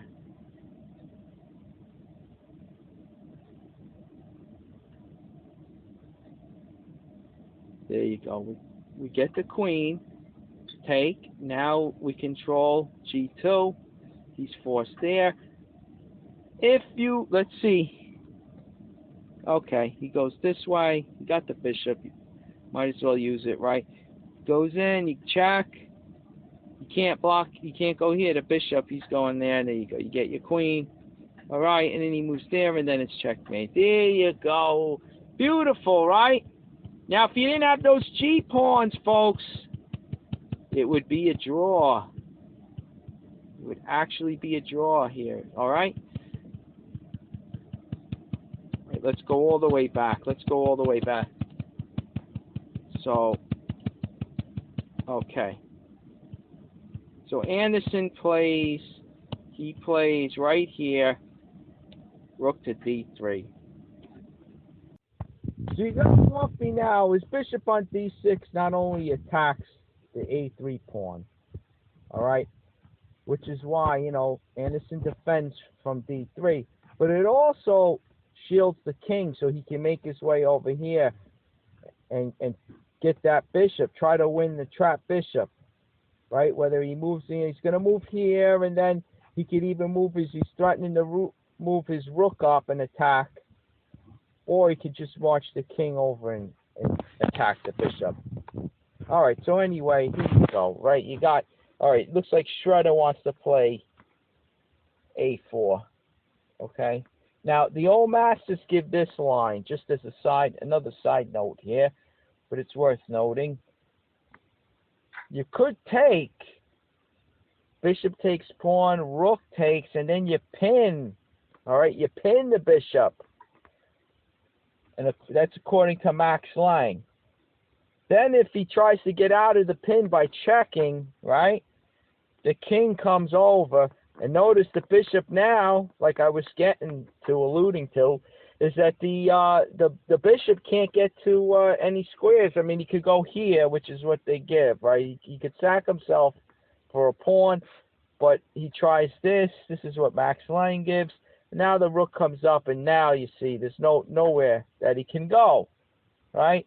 So he decides to at least get the pawn. King takes, and now the rook could check over here on e6, all right? And then they say that the king moves up, and this rook could win this pawn, right? But once you move your rook to e7, cutting off the white king, folks. You see that? You cut off the white king, so the white king can't get over to help defend against that passed e-pawn.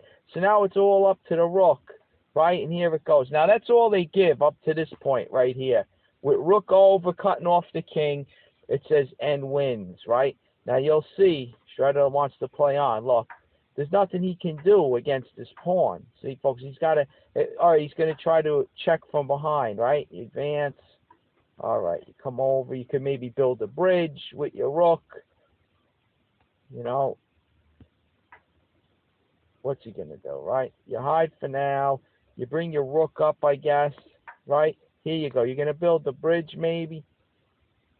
Where's the rook? Right now, you can just move the rook to the B file, I think.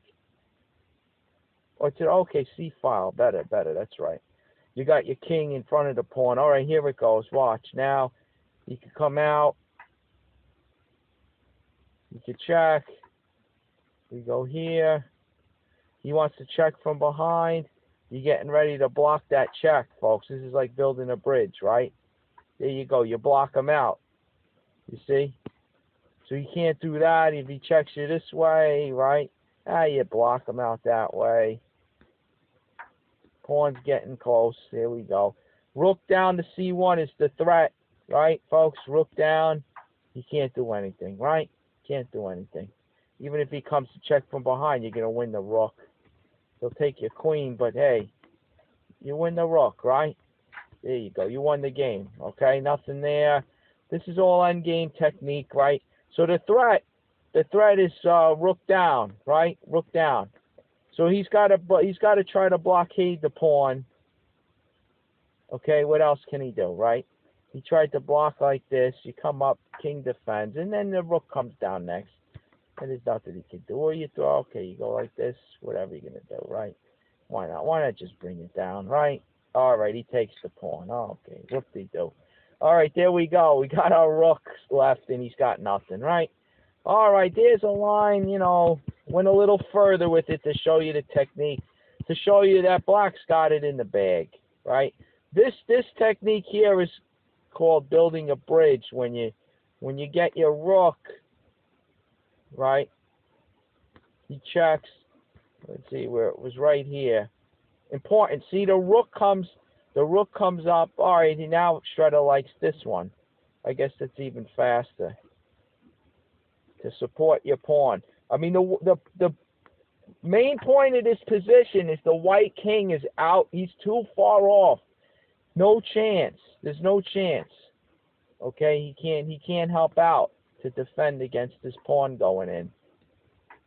All right, you go in. He could keep trying to check you. You're just gonna eventually run to A1 and then push the pawn. Right? If he checks you like this, if he checks you again. All right, you're gonna push the pawn. Maybe he'll try to pin it. Right? You move here now. If he checks you, you're queening. Right? You're just blocking with your own promoting pawn. You see that? So that's what you do in that scenario. Oh, look at that. That's the more accurate move. See that? So you can't even go here. But either way, if you go here and he tries to block, you push it anyway, right? There you go. You're winning the piece, right? All right, there you go. I know some of you veterans there, you're saying to yourself, oh, come on, get with it. But this is designed for those beginners, those learning. Got to show you all the patterns. You got to get all these patterns and techniques. All right, so there was by the old masters, right? Bishop takes A3 was an idea, right? You still could pull it out. You end up getting at least one of your queenside pawns down there. Okay, so Morphy goes this route, trying to win the trap bishop. Okay, here comes the king. He's got to get over there to defend against the pawns that are going to be marching down. Oh, and even here it says on that move, the old master's right, losing a pawn for nothing. Whereas pawn, that's what Shredder sees, pawn to A3 would at least have increased the difficulty of black's task. Right? Because now we have two pawns, but they're isolated, and I don't know, I still see it as a win. But now the bishop gets out. It is bishops of opposite colors, so I don't know. But can he form a defense here? Rook's still on the board? I don't know, maybe. But he's still, his back's against the wall. It's black with all the winning chances here, right? Let's just see a little further. Let's see how Shredder would handle this, right? If you attack him, he's going to C4 and he's going to protect A2, right? So look, I guess this move is to stop him from even coming to C4, right? Now we're going to start pushing. Yeah, and we're setting up a discovery. If we push A3 and the rook takes, right? For instance, we push A3 and the rook takes, right? We get the check and we win the rook, right? See that? Discovery, folks. See? So we're setting that up. We don't have control of A3. It doesn't look like we do, but tactically we do, you see? That's how you set these traps for your opponents. So, okay, he's pulling back already. I guess to prepare to get to, maybe protect A2 somehow. I don't know. Let's see. What's he doing? All right, king over. Maybe threatening to get the rooks off the board, right? Rook to D4. Next move. All right. He gets out of that. King up to protect. Here it is. Look at this, folks. Bishop coming to C4. Okay, that's why the king, the little maneuver there was to get the king to D3 to support the bishop. He's got to get to C4 to stop this pawn. Now we're threatening rook to B2, I think, to take over, let's see. Oh, all the way down. Not here. If you go here, he blocks in this way anyway, see? Because we're threatening A2 next, I guess. What's he do? What's he do on this? Oh, we take.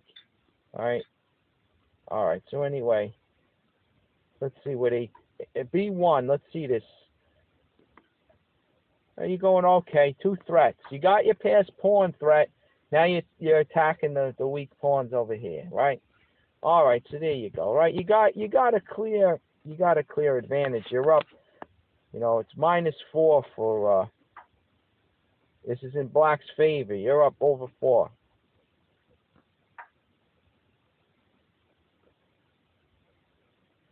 Okay, moves the bishop down. You're bringing your king up. You're going to now march the c pawn up too, right? Here we go. You block the rook. Oh, he just lost this one. All right, he's got nothing left, right? He's going to come down here or attack there. Or what do they want? They think this is better. Either this or this, right? I guess this is better. He's going to check from behind. Or control A2 with the light. He's got the light squares, but he lost everything else, right? He's lost everything else. And we're going to push A5, I think. Let's see. All right, we'll go after him.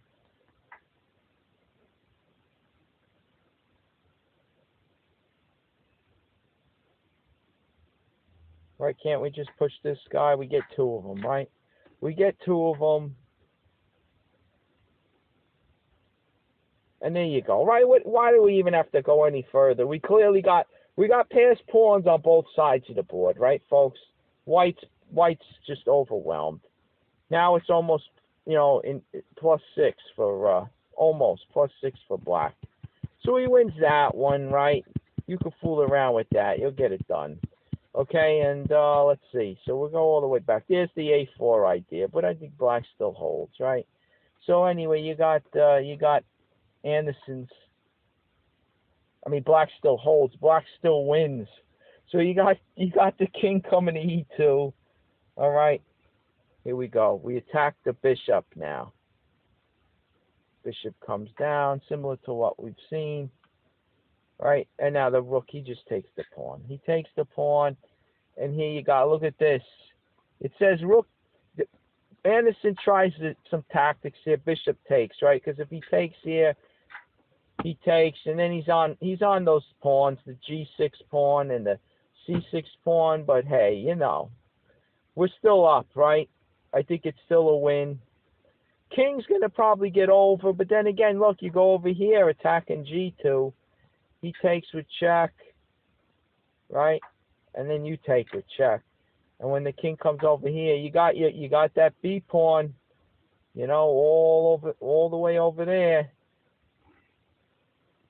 I think this is an easy win for black. Okay, but here you go. Look, he tries the tactic. They said if rook, the old master's right over here, Anderson could have played this, but it was no better. The old master's right, no better for white. You know, it's just a matter of time. Black still has the edge. Bishops of opposite color, but realize black's got 2 connected pass pawns on the queen side, and if white successfully somehow, you know, sets up a blockade, right? I mean, he's got to get, look at this. He's going to have to get that bishop to C8 to get out of there, right? And now they start marching. Look, he blocks the diagonal. You could only set up a light square diagonal to be a blockade because you have the light square bishop. So you see how black takes that away at this point? If you were to go like this, right? Now the bishop can slip right in and take care of this for the time being. Maybe go right here and stop the black king from coming up to B5. You see that? And you get the king over there, and then maybe you swing the bishop to harass these pawns to get them all on dark squares, and then you work with these pawns to block them, and you also cover this side, and you got a possibility of getting a draw. You see that? But like this, you take the light squares with the pawns. You see that? So he can't come in. He can't blockade on the dark squares, right? He can't do it. So this is how, just a little tip. See, now the king runs up on the dark squares. He's immune to the light square bishop. Or he goes after this one. See, he gets him on dark squares. Now he's going to try to set up a light square blockade somehow, but black's got the pawns on the right colors. You see this? Just always got to watch the light. See, they're on the light squares, controlling light squares. He can't blockade on the dark. We control the dark ones with the bishop. See that? Here we go. We're marching in. Look. All right, now he controls C2, right? But heck, we could even win the bishop. Look, we could do it simply like this, right? We win the bishop. It's all over for him now. We're even in on the pawns over here. He's got nothing, and we got the bishop to take care of the tempos. Look, and as he's going for G7. Look, boom. All right, wait. You know what? That's true. Take the pawn first. He can't even go for G7 yet. Look, we just protect it like this. And not that we even have to, right? I don't know what I'm thinking. Look, you just march the H-bomb. You just throw it down the board, and look, he can't even stop it. There you go. All right, I love it. All right, so there you go, right? There's no hope for that either. I'm just concluding, showing the technique, right? All right, there you go, right? There's no hope for this either. That's what the old masters were saying. Rook takes rook is, what did it say? Was no better. Okay, so he tries the tactics. Now, Morphy doesn't give him the satisfaction. He moves over, and now he moves his rook down. He doesn't want to trade. And here we go. We get the check. King protects his pawn. He comes up to F3. The bishop comes here to C5. Bishop's getting out of there, attacking the rook. The rook swings over with a check. Anderson slips in. And here we go. Let's see. We got the rook coming down, attacking the light square bishop. Here, he gets a check in.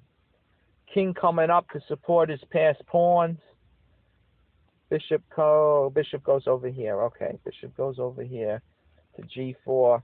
Here comes the dark square bishop with a check. Only square for white. The only square. It's running out of breathing room. Look at this. All right, here comes the pawn. The pawns are going to march. Bishop to F3. Nothing he can do. Look at this. It's coming right down. And the rook wins this one, right? We give a check on F4, okay? He doesn't want to go. Look, he can't go. The only square he could go to is here, but then he loses the rook to a discovered check, right? You pick up the rook then. The check being from the bishop, folks, on D6. See that? You pull back, check. All right, and then you win the rook. Okay, so he's got a block, right? He blocks. And let's see, we just marching. All right, there we go. We're going down. He attacks our rook, right? We sack Morphy. I'm saying we, you know how it is. He's our hero, right? We're on his side. Here he goes. We take the bishop. He takes the rook.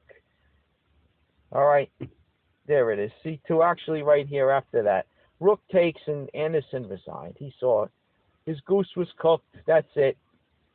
C2. And he's got the pawn going in next move, right? All right, you save your bishop for now at least. And you go in next. You know what? Let's see. Maybe you go up. He's going to try. You don't want to go too quick, folks. Look at this. Now you go here. If you go in with the queen, you see what happens. You see what happens, folks. You lose your queen, you lose the game just like that. Oh, boy. Can you imagine? I mean, Anderson has so much respect for Morphy by this point. He knows. After this, he knows he's not going to fall for that. He resigned. But just to show you, just watch these tricks. If he goes in with the queen, he can do it anyway now. Wait. He can go in, right, folks? They wasn't letting me do it. You lose the bishop, though, you know. You make it a little harder for yourself. You don't have to do that. You could simply go here. He doesn't have the check, but he has that tactical threat, right? So he comes down. Now you go over here. And now he has no checks except to go here, and after the block, he's got nothing, right? And he can't get down to stop that pawn. See that? There you go. See? Little maneuvering. You can't rush things. You know, this game, you can't rush things. All right. So anyway, There you go. We got Morphy game. You know, the fourth match game goes to Morphy. Okay, he's up 2-1 now. And they both have a draw, right? Well, however you put it. They have one draw between them, and then they have Anderson a win. Morphy up now 2-1. All right. I know it was long. Forgive me. I'm just struggling to even conclude, as you can tell. I'm tongue-tied. I'm tired. But it was a beautiful game, I think. You know, really nice. Lots of tactics in what didn't happen. The sidelines. All right, folks. So there you have it. You know, good luck, you know, going over that one. I hope you understood it. But we'll get to the next game. The fifth match game, game number 53 coming up. All right. I'll see you then.